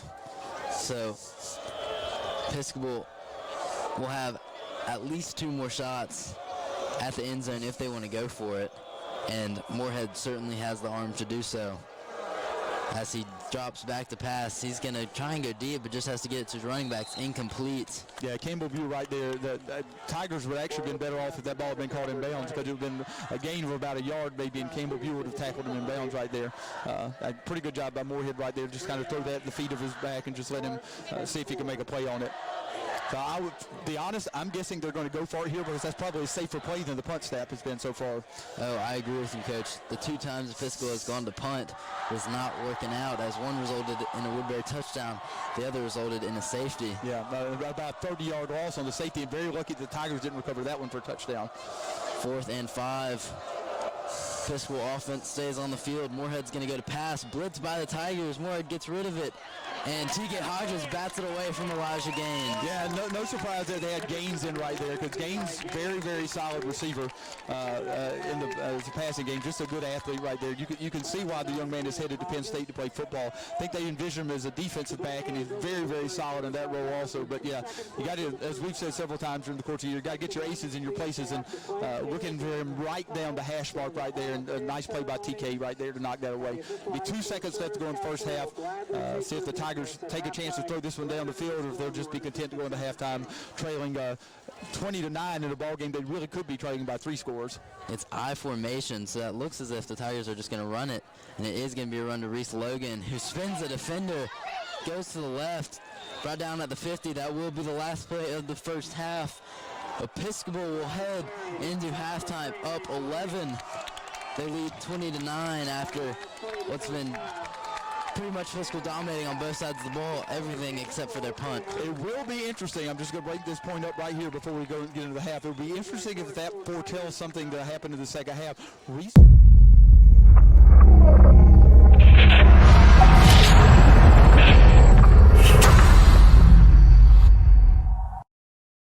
Right now, because right now Donovan Baker is a powerful running back, but he's probably not as quick through the hole as Reese Logan is. Well, Reese was the starting back last year in this game, and he got the first touchdown for the Tigers. That one was in Johnson Stadium. We're now going to head into our halftime show. We're going to start with Temple Grassi. He's going to join us here. Give us 1 moment to settle this out. Thank you, Tiger Nation, for tuning in. Yeah, thank you.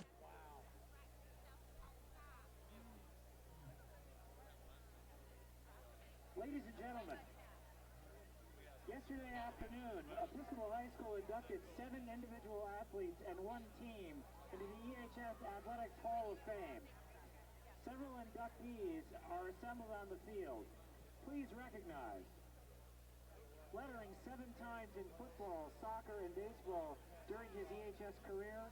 He was a defensive back and punter for the football team and was the baseball team's top pitcher and hitter. We are now joined by Tony Gould, Woodberry class of 1960.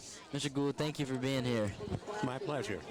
So you had a great time at Woodberry. You were able to experience the game in 1959. That one, according to some alumni, was the most important playing of the game in its history, as Woodberry came in as big underdogs but ended up winning 30-7 off of a pass from Charlie Schaefer to Mike Riley in what some call the greatest play in Woodberry football history. Well, I think in a way there's a little history because Woodberry had not won the Episcopal game since 1946. And you didn't have him as a teacher, but this guy did. There were 4 touchdowns by the future chemistry teacher, Jack Gillespie. And we went into the 59 game. We hadn't won for 13 years. There had been some ties, in fact, the year before when we should have won. And the 59 team was really a team of about 3 people, although there were a lot of really good fellows who supported him. And one, of course, was Charlie Schaffer, who probably was the best athlete in the 1950s at Woodberry. And the other one was Bill King, who was a hard-nosed guy who liked to play linebacker. And the third, of course, was Mike Riley. Mike was the senior prefect. His nickname was Moose. And he was the one who, as you said in there, caught the pass, okay, that won the game. And it created an incredible celebration, of which I participated greatly. But I heard about that celebration. Did you hear about that? I heard that some goalposts were torn down. The wooden goalposts were taken down, and our headmaster, Joe Mercer, ran over to apologize to Mr. Hoxton, and he turned to Joe and he said, well, Joe, if you only do this every 13 years, we'll let you keep tearing them down. Of course, you know, Mike went on to be an All-American at Williams. The tragedy was that in his junior year, he contracted leukemia, and he could not play his senior year. He was very sick, but he managed to walk across the stage and get his diploma, and 2 weeks later, he died in his home in New Orleans. So he was a special person. His family dedicated the Riley Wrestling Room, and the most valuable player for football is named in him, named for him. So he was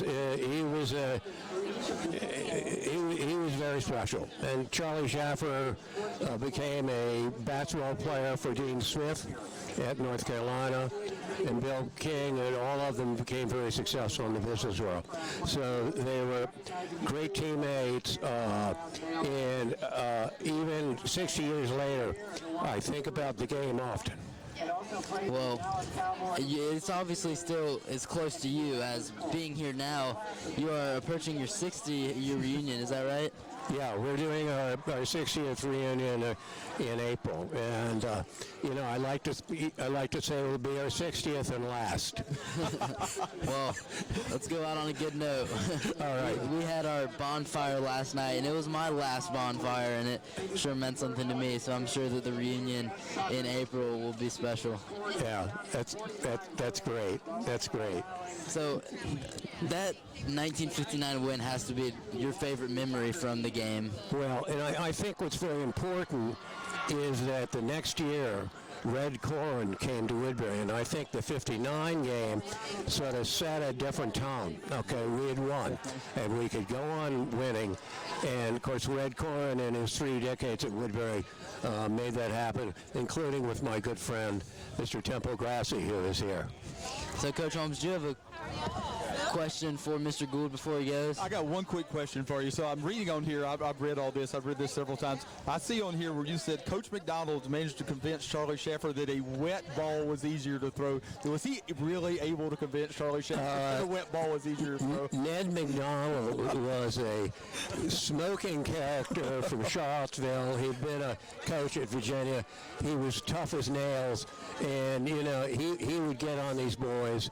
And yes, I think that's probably, I think that's absolutely true statement. Of course, you know, when you're 17, 18, You believe anything. Well, if your coach tells you, I guess you just believe that's You just the way it's right. going to be. Exactly. Good. Well, that's a great story. I never get tired of hearing that story. That was an amazing story.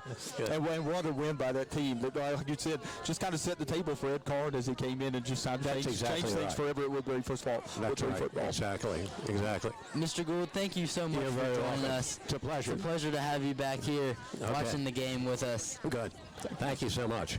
We're now going to bring on Temple Grassie, class of 1965. He has memories of his own playing for Woodberry football and Woodberry lacrosse. And we hear from Temple almost every week. He may be he's definitely among our most faithful listeners every week.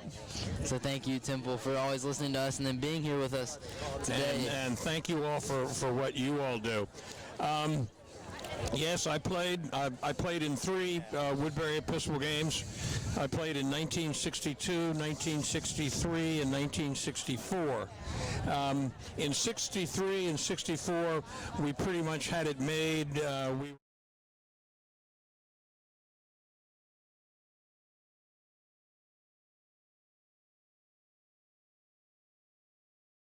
The game in 1962, which was my first year, 10th grade.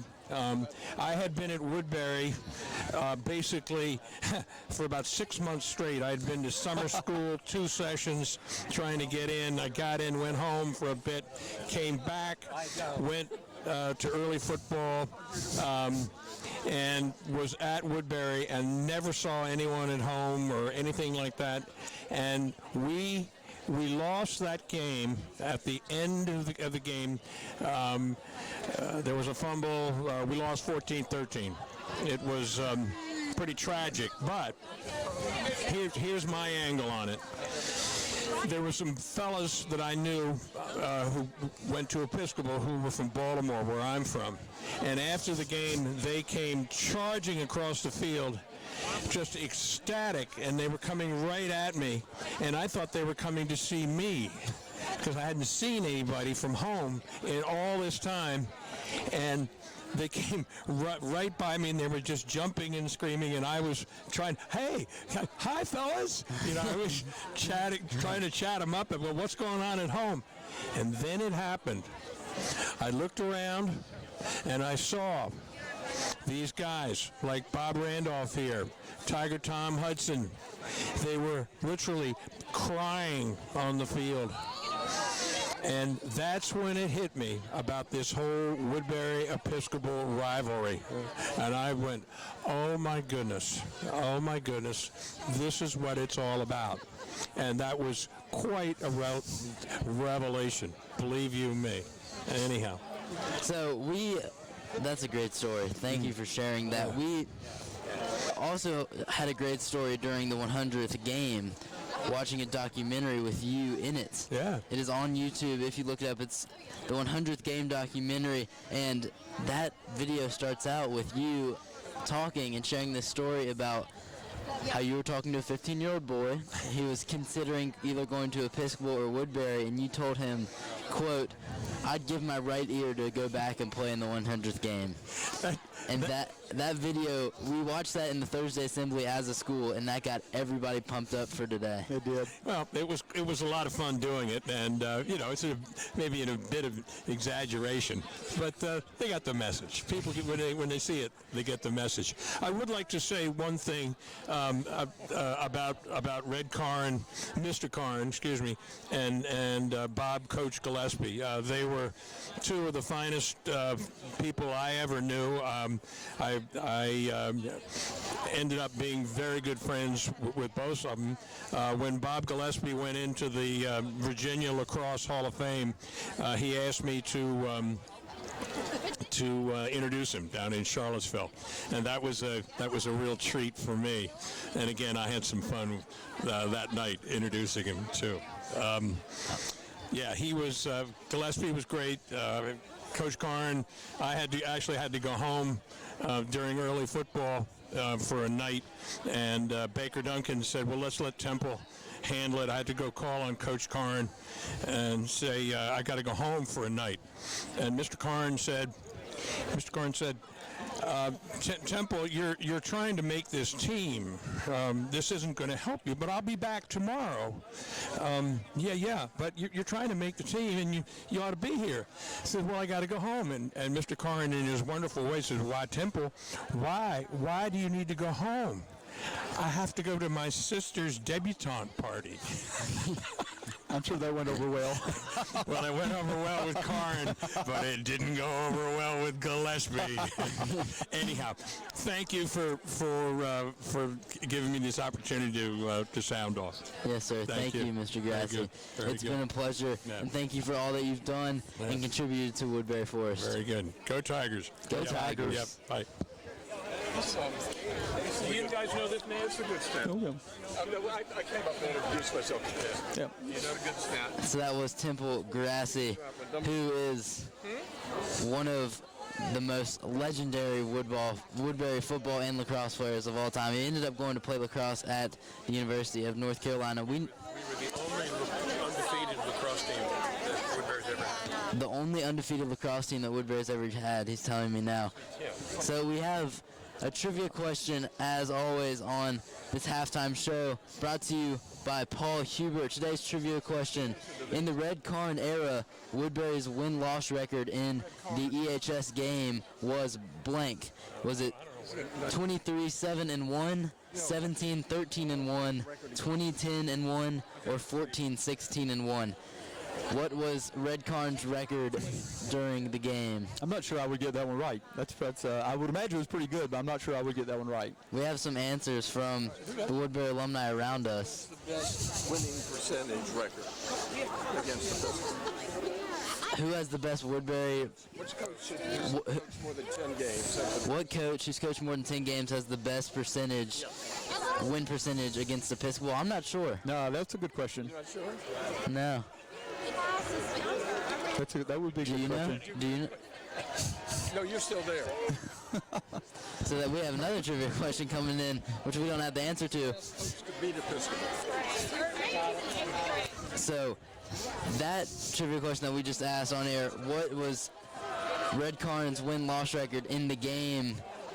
If you think you know the answer, email us in wfspn@woodberry.org. Did he have 23 wins, 20 wins, 14 wins, or 17 wins in his 31 years coaching in the game? Yeah, give us an email. Let us know if you think you know that answer. There's got to be somebody in the audience that knows that answer, because I know there are a lot of fans of Woodberry football and obviously a lot of fans of Coach Karn as well. Oh, I'm sure. And we have Woodberry alumni from all years behind us, and that's a great example, just being joined by a class of 1960 and 1965. They're not the only ones from those classes here today. No, not at all. We've seen an awful lot of alum today. Awful lot. Thank you so much. So there's 3 minutes left in this halftime. Coach, we saw a pretty interesting first half that was mainly dominated by Episcopal. Yeah, that was, I would agree. It could easily be worse than it is, that's for sure. If not for a couple of special teams blunders, the Tigers would be behind by 3 scores at a minimum right now in the first half. They've been dominated up front, which is where you win most ball games. Their defensive line has done a good job shutting down our running game, and then it's made us one-dimensional. We've not passed the ball with any great success either, because they're pretty talented in the defensive secondary. And then their offensive front line has given Moorhead plenty of time to throw, and it's opened up some nice running lanes, also especially for Bear Matheson, but from other guys that they put back there as well also. The good news about that is it's 20-9. It could easily be 21-0. It's 20-9 right now. Woodberry's going to win this. Somebody's going to get a chance to be a hero, Taft, and it will be interesting to see who steps up and does that. I predicted Woodberry to win this ball game before the start of the game. I'm not going to back off right now, because we definitely have the opportunity to win the ball game. It's there in front of us, because Episcopal has given us a little bit of an opening, a little bit of an in right now to win it. It could be 21-0 at the half right now, and Woodberry would have more of an uphill battle than they do. Right now, you're 2 scores out of it, and 2 scores from taking the lead, really. So somebody's going to have a chance to be a hero, and it will be interesting to see who steps up in that role for the Tigers. Tigers trail by 11 at halftime. Episcopal trailed by 17 last year in Johnson Stadium. They came back to win that one. So we've seen a late comeback in the game last year. Let's see if we see it here today. If that does happen, Coach, what is Woodberry going to have to do? Woodberry is going to have to do a better job up front. As I said, the quarterback and the running back and the linebackers and all those guys are heroes, but the guys that are heroes and where the ball game was won and lost is up front, and we're going to have to be better up front. And we've seen Reese Logan rush this season. He has over 300 yards rushing as he was the starting running back for the first 3 games. And he has more big play breakaway speed, and I have no idea. Obviously, we weren't in the locker room. I have zero idea if they're giving that some thought. It may be just they put in Reese to take a handoff at in the second half. So it would be interesting to see when the Maroons get the ball if we've made any changes on defense, and if so, how well they work out for us. And Episcopal has been in control of this ball game on both sides of the ball. They were stopping Woodberry's offense from having anything going. Woodberry's only 9 points have come off of the bad punt snaps, and then on offense, Episcopal has driven down the field 3 times and scored.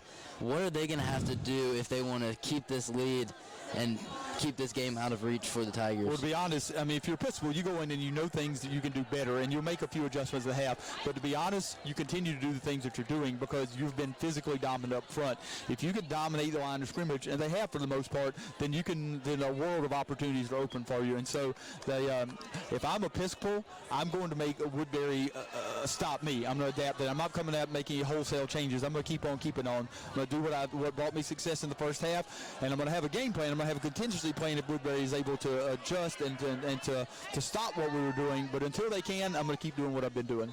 And let's see if they do that as the Episcopal Maroon will have the ball first in this second half. We are almost underway. Tyler Mills and the kickoff team for the Tigers come on the field. Kickoff unit today for the Tigers. From left to right, you have Reese Logan, Rex Hallow, Jay Banzette, Gabe Smith, Emmett Iden, Walker Simmons, Campbell Bew, Gianni Woodson-Brooks, Miller King, and the kicker, Tyler Mills. Yeah, and Chris Walmsley, who emailed us earlier, let me know that Woodberry alum Terrell Jana has 104 yards on 8 catches for UVA today with 11 minutes left to go in the fourth quarter. So he's had a huge day for UVA. Though they're entertaining Georgia Tech for homecoming. Kickoff by Mills, end over and kick, bounces at the 10, and it hits the Episcopal returnman, but it'll go in the end zone. It'll be a touchback. Good job there by Mills. Yeah, once that ball crosses the goal line right there, it's done. I'm not sure if he touched it or not. I never saw the official indicate that he had touched it. So a very effective kick going to force Episcopal to set up shop at their own 20-yard line. And I think we'll be able to tell right off the bat if the Tigers have made some adjustments that will give them some more success. The defense had done a really good job for a lot of the first half. They were just on the field for a lot of the first half. We don't have time of possession in front of us right here, but I would imagine Episcopal was at least 2-1 in time of possession for the first half. Episcopal will start this half on their own 20. Moorhead under center. It's going to be play action. He rolls to his left to pass, completes it to his receiver for the first down and some more. TK Hodges brings him down at the 40. Yeah, I figure it was only a matter of time before we saw that. There was a little bootleg action right there. We're getting a whistle. I don't see a flag back behind us right here. Yeah, there is a flag. It's a little farther down the field, though. It's a chop block, blocking below the waist there on the Episcopal. If it's that far downfield, it will back them up, but it will probably be first down again. So, yeah, that's downfield, blocking below the waist right there, if I'm not mistaken, is what they've indicated. Or, well, if it's a chop block, it will be marked off on the line of scrimmage. We'll see if that's where they mark it off from. If you're not familiar, that is where they're going to bring it back. That's blocking below the waist right there. So basically replay that first down as it was a 15-yard penalty from the spot of the foul, which happened 15 yards from the line of scrimmage. So we're gonna play it again. It's 1st and 10 from Episcopal's 20. And a good play call to open the second half. Episcopal bunched up to the far side of the field. It's going to be a pass. Moorhead goes to his receiver. It's intercepted by the Tigers. Yep, Peter Moore. Intercepted by Peter Moore. I believe he got his hands under it. We're waiting to see exactly what the official says. One official is pointing to the ground. And they're saying it is incomplete. Yeah, that's a nice job in any case breaking a ball by Peter Moore. Peter Moore gets up clapping his hands. I'd be interested to talk to Peter after the game to see if he intercepted the ball. But he's the way he's reacting, you would have to think he did intercept the ball. Yeah, he does not like that call. And the ref that was right there by the ball called an interception. And the other white hat from other side of the field comes in and says it hit the ground. Yeah, the white hat from the other side of the field feels like he had a better angle on it. So and we'll have to look at that one on film. We'll go back and look at it and see. It's going to be 2nd and 10. Moorhead hands it off to the receiver who gets, that's Bear Matheson. Gets about 9 yards. They'll set up 3rd and short. Yeah, and right now Matheson, as I said earlier in the first half, is running harder than we are tackling. He's running with a lot of forward lean, and he is moving that pile every time. Every time he hits a pile of tacklers, the pile continues to move, and we don't move with him. Rodney Laura checks in the game for Simon Taylor. The defensive front for the Tigers. Rodney Laura, Will Jones, Colin Kovacs, and Joel Brutus. Moorhead hands it off to Peterson, who spins away from a tackle, gets first down, and some more brought down at midfield. Yeah, just a really quick handoff up the middle right there, and the Episcopal offensive line is exerting their dominance on the Woodberry Forest defensive line here early to start the second half. Then 2nd and long, and then you're able to run the ball right up the middle for about 9 yards, and then up the middle again for about another 20 yards. If Woodberry is not able to slow down the run, it is going to be a very long second half for them. Episcopal driving. They're at the white part of the E, which is Episcopal's logo. It's a handoff to Matheson. Falls forward for about 6-yard gain. Yeah, and this is looking a lot more like the beginning of the game did, where the Episcopal is really driving us off the ball right, and then because they're driving us off the ball right now. A pickup of about 7 yards, bring up 2nd and 3 for the Maroon as they move the ball down here for taking the opening kickoff of the second half, moving the ball down the field pretty quickly. It's 2nd and 3 for Episcopal, now in Tiger territory on this opening drive of the second half. We're 2 minutes into the 3rd quarter. There's 9:44 left.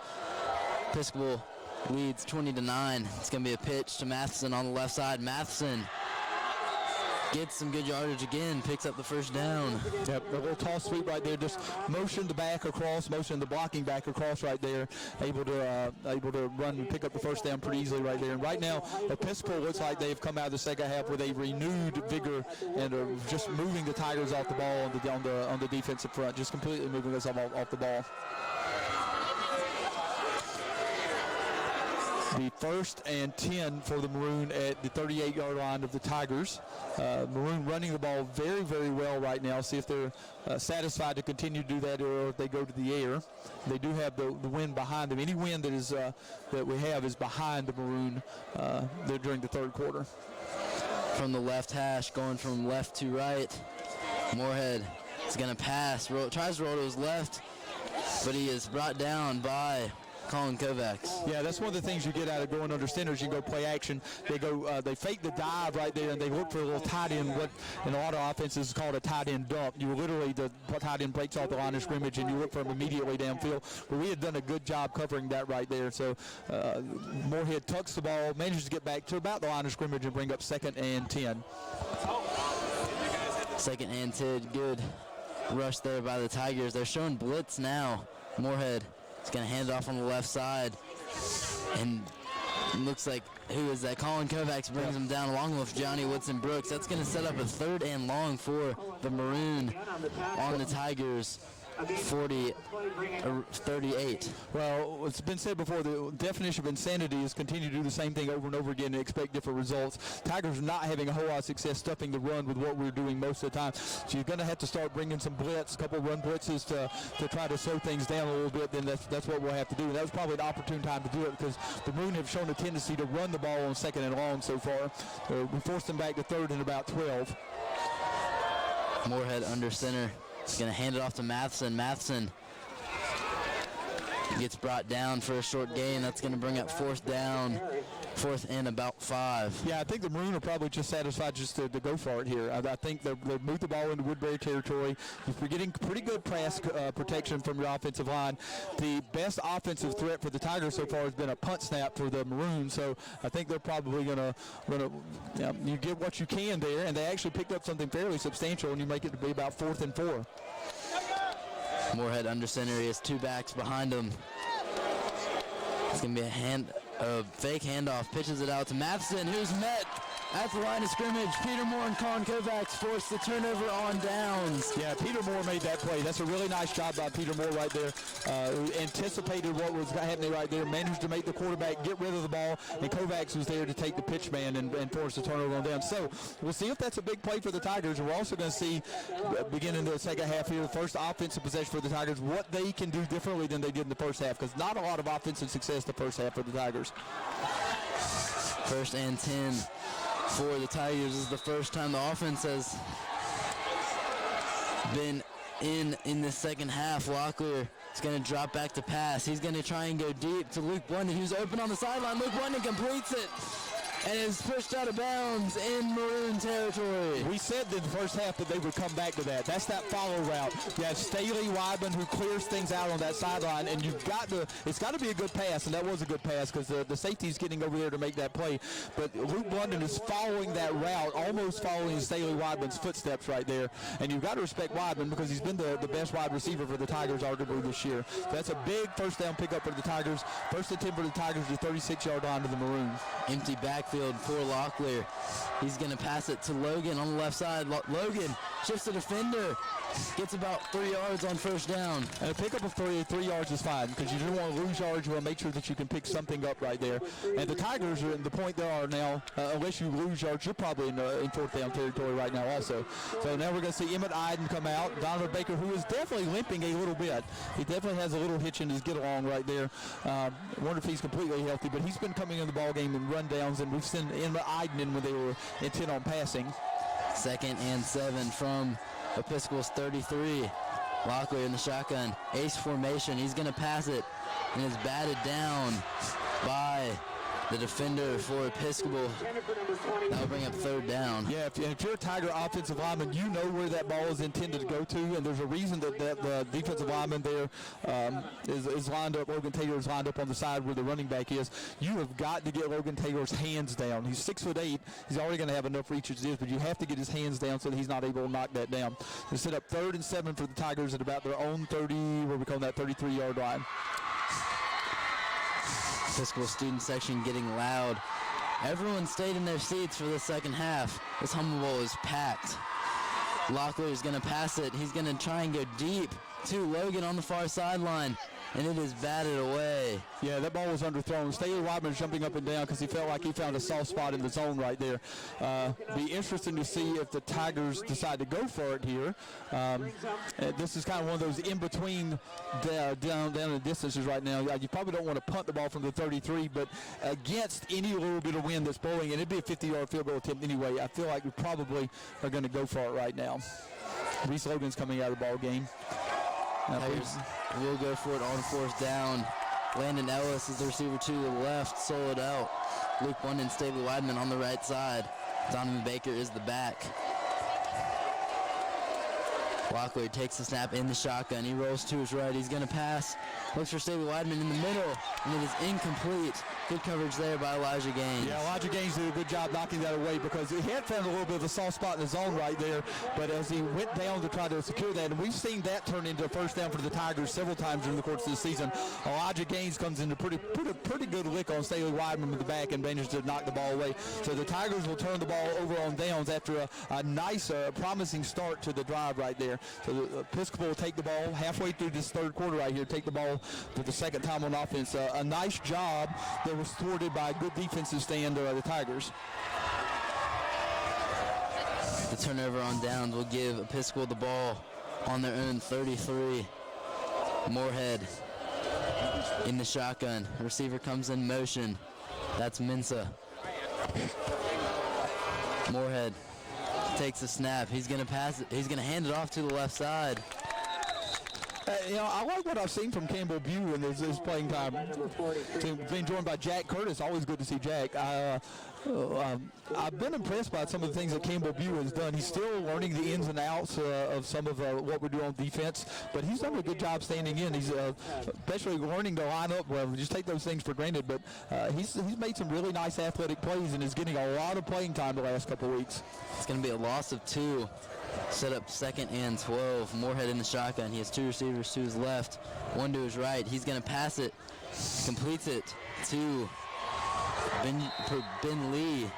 brought down about 3 yards shy of the first down marker. Yeah, you pick up about 9 yards there on 2nd and 12. Going to set up 3rd and 3. Ben joined on also by one of my favorite people in the whole world, Jamie Turner. Jamie Turner's back there, and always nice to see Jamie. I figured we'd see Jamie today. Jamie's up here in Washington, also around Fairfax now, living and working. So a big 3rd down here for the Tigers, because you figure at this part of the field, if you can get a stop here, Episcopal might be inclined to punt the ball. Moorhead's under center. Bear Matheson will get the pitch on the left side. Matheson gets the first down. Yeah, he needed 3 and he got about 4. That's going to pick up a first down right now. And just a little simple toss sweep to the left side of the field, and they had us outnumbered on that side of the field, and they only picked up about 3, maybe 3.5, but they only needed 3. First and 10 for the Maroon at their own. First and 10 for the Maroon at their own 44. There's 4:39 left in this 3rd quarter. The clock is running quickly, and it is not on the Tigers' side. No, it's definitely the clock was definitely a friend of the Maroon at this point. I mean, you certainly can't go into a shell. They're going to continue to try and move the ball down the field. The Tigers are showing a little bit of life on defense this last few plays. Pass is completed. Moorhead's pass. It'll be a pickup of 5, maybe 6 yards. We'll see exactly where they spot him for forward progress. Tacklers led by number 6. No, they're probably pretty close to a 7-yard gain. Yeah, Johnny Whitson-Brooks brings him down about 2 yards shy of the yard to gain. They'll bring up 2nd and 2 in Tiger territory. And one of the things you have to like about Moorhead is when he comes to the line, he's knowing where he wants to go with the ball. He's reading the defense pretty well. Moorhead has 2 receivers to each side. Back to his left, that's Peterson. He gets the handoff upfield, first down and some more, brought down at the 35. Yeah, and when you pick up big yardage on first down, you've got your entire playbook open ahead of you. So right now the Maroon are doing a good job mixing run and pass. We went with a couple run blitzes with the last set of downs, and the Maroon had a counter to that, and they picked up some nice yards. Because if you're going to run blitz, you could do some things like that. You leave your DBs on an island, and right now Moorhead's walking the line of scrimmage and finding the matchup that he likes, and he's going with that. It'll be 1st and 10 from the Tigers, 36. Moorhead has 2 receivers, to his right, 1 to his left. He's going to pass it. Goes to Forgeson. Gets about a 5-yard gain. And like I said, he's just coming to the line. He's finding the matchup he liked based on the personnel and also based on the cushion. And if you're not familiar with what cushion is the distance between the defensive back and the receiver. He's finding the cushion that he likes, and he knows the route combinations his guys are running. He's just getting the ball in their hands, and it may not be sexy, and it may not be picking up 40 yards, but it's picking up 5 or 6 yards on first down, maybe 7, and that sets you up for success. It'll be 2nd and about 4 from the Tigers 30. Moorhead in the shotgun. It's going to be a handoff to Peterson. Peterson gets met at line of scrimmage by Will Jones. Falls forward for about a yard. Yeah, Will did a good job coming in from the outside right there and managed to make that play a difficult gain right there. It's still going to set up about 3rd and 2.5 or 3 yards for the Maroon as they move the ball downfield well. And as you said, the clock is definitely on their side right now. We're almost down to 2 minutes left to go in this 3rd quarter. It's been a very, very fast-moving 3rd quarter. It's a big 3rd down. You got to imagine it's 4-down territory. It's 4-down territory, without doubt, unless you have a huge loss here of some sort. If so, they have 2 plays to go 2 yards. Moorhead completes it to Elijah Gaines for the first down. Yeah, and again, it's not anything that looks earth-shattering or overwhelming, but you got enough of a cushion out there on Gaines, and Gaines just came on the field for that play, but you have enough of a cushion out there because you don't want Gaines to run by you that it's an easy throw and catch for 8 yards. And this Tiger defense has been on the field a long time. They were on the field most of the first half, and they've been on the field for most of the second half already. Episcopal got the ball first in the second half. The Tigers forced the turnover on downs, but not until it was deep in their own territory. They're deep in their own territory again here on first down. It's a handoff to Matheson, who's brought down behind the line of scrimmage by Kovacs and Woodson Brooks. Yeah, that's where the Tigers have been at their best, is when they can get Matheson running side to side. He's a really good runner downhill. But if you get him running side to side, as most good running backs don't like to run side to side. If you get him running side to side, he's not nearly as effective, and that's going to set up second and about 9.5 perhaps on the play. This has been a running down for Episcopal most since about halfway through the first quarter. We'll see what they opt to do here. Pretty good cushion up at the top of the screen, though.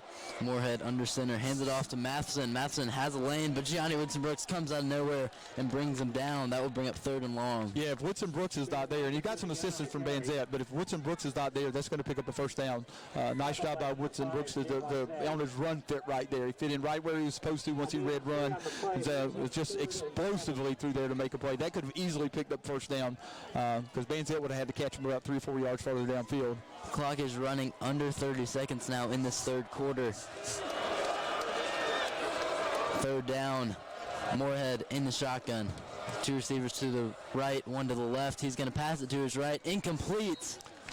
That will bring up a 4th down. Yeah, just not on the same page exactly right there. I'm not sure what he exactly expected of Boyle. Boyle put his foot in the ground about 5 or 6 yards downfield, but Moorhead threw that a little shorter. If it were the end of the quarter, I would tell you they would probably talk it over and think about going for it, but it's 10 seconds left. They're going to have to make a decision on the fly.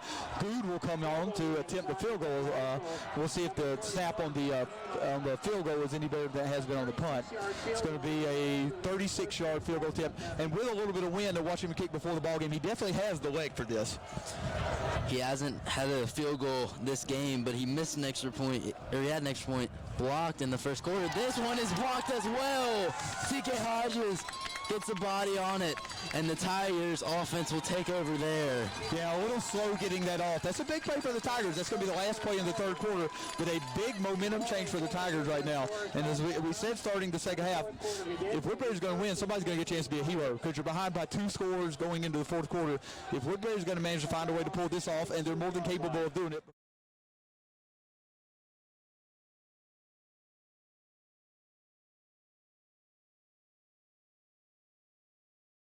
4th quarter, Episcopal still leads 20-9. The scoreless quarter there with the help of 2 Woodberry defensive stops. That's their second turnover. That's their second stop, but pretty much because of that blocked field goal. Yeah, second block kick of the game. You really can't say enough about the Woodberry defense and about their special teams.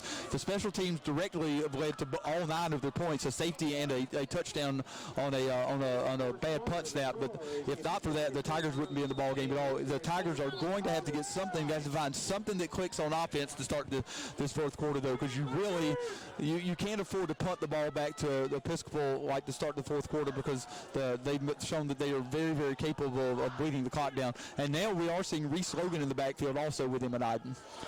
Reese Logan started the season at running back. This time he's going to get it on the pass. It's incomplete. Good pass rush there by the Maroon. Yeah, and they had to try to get that around a rusher right there and put it out in front of Reese Logan. It looks like it would be an easy throw, but it's not really that easy to throw when you've got a 300-pound, 6'8" guy that's barreling right down your throat. Iden's going to come out of the ball game, which might indicate we are perhaps empty. Let's go 13! Reese Logan has had a lot of long passes as he's going to go out as wide receiver there, be an empty backfield. Reese had 2 long touchdowns in the last 3 games. Staley Weidman gets it on the screen. Weidman gets the first down. Yeah, and I like that. That's a nice little play call. It's a little different. We saw some of that from the offense a couple of weeks ago. Get Aussie Joseph out there to lead the way, but Staley managed to break through. And one of the first times Staley's really had an opportunity to run with the ball in his hands today. But he makes a nice reception, picks up a first down, something the Tigers desperately needed. They're going to have to put something on the board here. Be a first down from the Tigers 36. Locklear under center as Reese Logan behind him. It's going to be a pitch out to Logan. Logan is good open space. He has none there. Brought down behind the line of scrimmage. No, just not enough room to get things going right there. The Episcopal defense has done a very, very nice job of bottling up our run game. If you look at the guys that they have across the defensive line right there, you're looking at 295 pounds, 260 pounds, 310 pounds. Woodberry doesn't have that up front, and we're having a difficult time moving those guys, and it shows. Second and about 13 yards. Locklear under center. So another pitch to Reese Logan. This time goes to Blunden. It's going to be a trick play. Locklear will throw on the flea flicker. He has Staley Weidman open. He's going to try and throw it deep, but it's hit. Down, incomplete. Yeah, the timing of that was blown up a little bit. Getting such good penetration from the defensive line of the Maroons, and you figured it was only a matter of time before Woodberry tried to out some sort of a little bit of trickeration right there to try to hit up on the big play. If we're able to step into that throw right there, if Locklear is able to step in that throw and throw it downfield, he's got Staley Weidman all by himself. He's not really able to step in the throw, and the timing of the play was completely thrown off by the penetration of the defensive line. Tigers will face a 3rd and 12, maybe almost 13 right now. Tigers need to get something going here with 10:43 left in this ball game. 2 receivers to each side. Locklear goes to pass. He's going to go across the middle. Staley Weidman, who completes it for the first down in Maroon territory. Yeah, that's nice. That's been a staple of the offense too right there. That's a little skinny post right there. We get the ball down the field to Staley Weidman. No real surprise that the Tigers have managed to pick up a couple first downs and move the ball down the field by finding Staley Weidman, because he's been a huge staple of the offense the entire year. And if we're going to score, we're going to move the ball down the field, he's going to have to definitely be a big part of it. It's the first really big 3rd down conversion we've had this year, and we are seeing Reese Logan play a lot more minutes in the backfield right now. Yeah, Reese Logan. Donovan Baker had a limp in the first half. Reese Logan, he's another good back too. Offsides by Episcopal will move Woodberry up 5 yards. And I don't think that was really intentional on Woodberry's part. Woodberry looked a little rushed, a little hurried, and the defensive line of Episcopal got in a hurry also. So now we're going to change out personnel a little bit, starting to see different personnel packages for the Tigers roll in according to what they want to accomplish. Starting to see Peter Hutchinson play a little bit more in the second half also. JP Sportletter checks in the game. Starting to get chilly here, Coach. The wind is blowing. It is. My bald head is starting to get a little cooler. Locklear hands it off to Logan. Logan gets away from a tackle, but is brought down for a short gain. Yeah, he's basically swallowed there by number 77, Logan Taylor, whose name we have read several times today. He's a New Boy junior from Bridgewater, Canada, and he checks in at 6'8", 295 pounds, and the Tigers don't really exactly have an answer for him up front. It will be 2nd and about 5. Yeah, you still have a semblance of a running game right here. You can't abandon it completely. But we're on a 9-minute, almost down to 9 minutes left to go in the 4th quarter.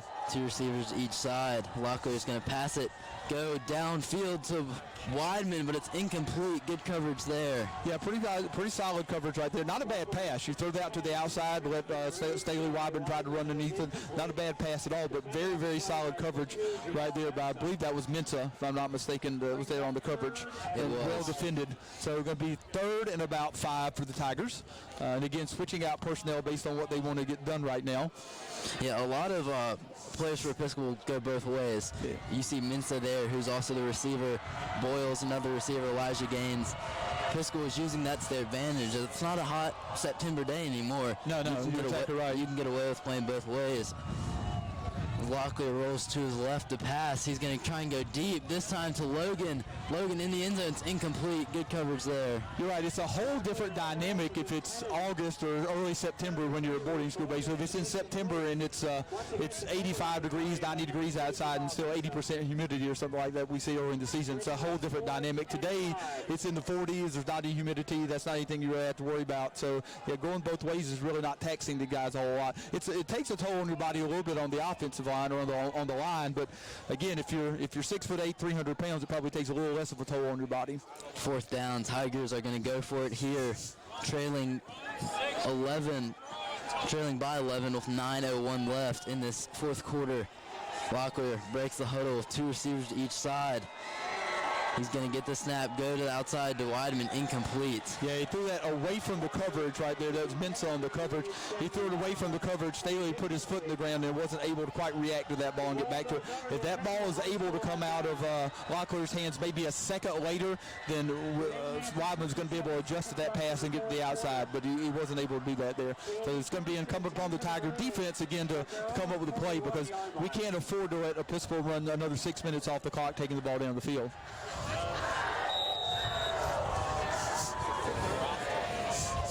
Episcopal has a 2-possession lead here with 8:57 left in the fourth quarter. And the Episcopal offense will take over almost in Tiger territory. Tigers need to stop. Can't allow any more points to go on the board for the Maroon. Matheson gets the handoff on first down, doesn't get anything. No, that almost does the Tigers a favor when they go under center and they've got a fullback and a tailback. I mean, yes, you can go play action, and they've looked pretty decent in a couple things out of play action, but if you run the ball out of that, the Tigers are able to stay true to what they really want to do defensively, and they defended that pretty well. So I don't know. It makes sense because you're a lot bigger up front than the Tigers are on the offensive line or the defensive line. So it makes sense from that standpoint, but the Tigers are able to defend that a little bit better, I think. And now they're going to split out wide, go twins up to the top of the screen, blocking back and a tight end down to the bottom. The Maroon on the left hash, going from right to left on your screen. Moorhead rolls to his right to pass. He's going to get hit and fumbles the ball. And looks like Colin Kovacs recovers. Forced fumble there, gives the Tigers the ball back. That's exactly what the Tigers needed. Huge turn of events there. Yeah, exactly what the Tigers needed, because that basically picked up the first down for you is what it did. So the Tigers, again, somebody's going to have to be a hero. I'm not sure. I didn't see exactly who put that lick on him. Jay Bansett. That was Jay Bansett. Not a surprise right there. I did see Colin Kovacs fall on the ball, but Jay Bansett just relentlessly hawking down Moorhead from behind right there. Nice job right there. And basically that picks up the first down for the Tigers. Tigers now need to take advantage of this opportunity as they're going to take over on Episcopal's 30. Yeah, you'd like to get this ball in the end zone. Even a field goal gets you within 8 points, which in theory is a score, but you'd really like to get this in the end zone. Locklear is going to roll to his right to pass. He's going to go in the end zone to Staley Weidman. Incomplete, but passing interference is called. Yeah. That will be 15 yards. Woodberry trying to put some points on the board as they're down 20-9 with 7:58 left. We'll see if they call that interference or holding. The high school level, it's not exactly 6. You get more for interference, but it's about 6 1/2 dozen the other. You get 5 more yards from the interference call, and I believe you are going to get the interference call. They'll mark off 15. So that's big, because if nothing else, if you don't gain another yard, which hopefully you do, you are in field goal territory, because with the wind behind Tyler Mills, he can knock it through from here. But you don't want to really be trailing by 8, because then it's incumbent upon you to score a touchdown and get a 2-point conversion. So Tigers need to put something in the end zone here with a couple minutes, not taking more than a couple minutes. With the flag, the Tigers will have a 1st and 10 on the 21. Locklear is going to pass it in the end zone, this time for Blunden, and it is broken up by Gaines. Yeah, nice job by Elijah Gaines right there. Just kind of sits back and he's going to make sure that pass is not over his head. He probably had the opportunity to really, if he wanted to try to undercut that and pick it off, but he makes the smart play and knocks that ball away in from Blunden. The 2nd and 10. Got to give a shout out to the offensive line here, as Locklear's had time to throw in this second half. No, he has had a little more time, and you got to give a little bit of a shout out to Emmett also. Emmett's doing a pretty good job. They're running him in and out and some, but when he's in, he's doing a really solid job securing that edge and pass protection. Locklear breaks the huddle. Tigers gets to the line quickly. Emmett Iden goes out to the outside. It's going to be a pass to Weidman, but the flag is thrown. Boys will play dead. No, it's going to be a timeout called by Woodberry Forest. The flag was still thrown, but it was not before the timeout was called. That was interesting, because I would bet you money that Staley Weidman was going to catch that ball and throw it. Because you can see what they ran Emmett Iden out there, and he's been blocking. That ball was thrown backwards to Staley Weidman, and the way Staley was catching that ball, he wasn't turning upfield.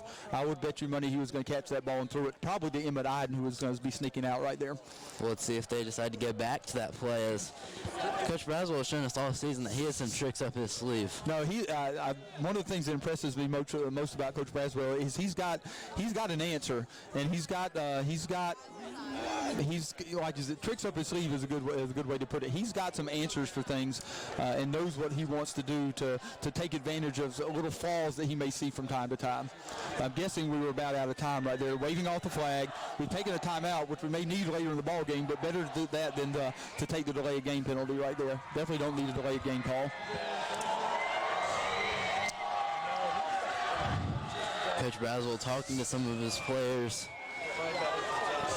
Peter Hutchinson in the ball game also. Yeah, Staley Weidman, Landon Ellis, Luke London, and Peter Hutchinson. It's going to be empty backfield, so Reese Logan, the back, goes out to the left side. Got quads to the top of the screen. It's going to be a pass to Reese Logan on the left side. It's incomplete. Nope. It's covered up pretty quickly right there. That was, I'm not sure exactly what the intent was there, but that was, I've got to run some offense with quads before too, and it can present some real challenges to your secondary. But that route combination right there didn't seem to have the maroon through it at all. The clock is stopped at 7:43. Tigers trail by 2 possessions. So a score here would be big, and right now with the ball on the 21-yard line, it would be a 37-yard field goal. Mills has hit a 37-yarder this year. On 3rd down, Locker is going to go to the end zone, completes it to Staley Weidman on the far sideline. Good toe drag there by number 8. Yeah, nice timing route right there. That's extremely difficult to defend at any level, especially on the high school level. Staley basically just puts his foot in the ground, and he's right on the same page with Locker there. Locker had that ball right on the money. As they pick up a first down for the Tigers inside the 10-yard line of the Maroon. They're going to be about 7 minutes and 15 seconds probably on the running fourth quarter clock when this ball is snapped. It'll be 1st and goal.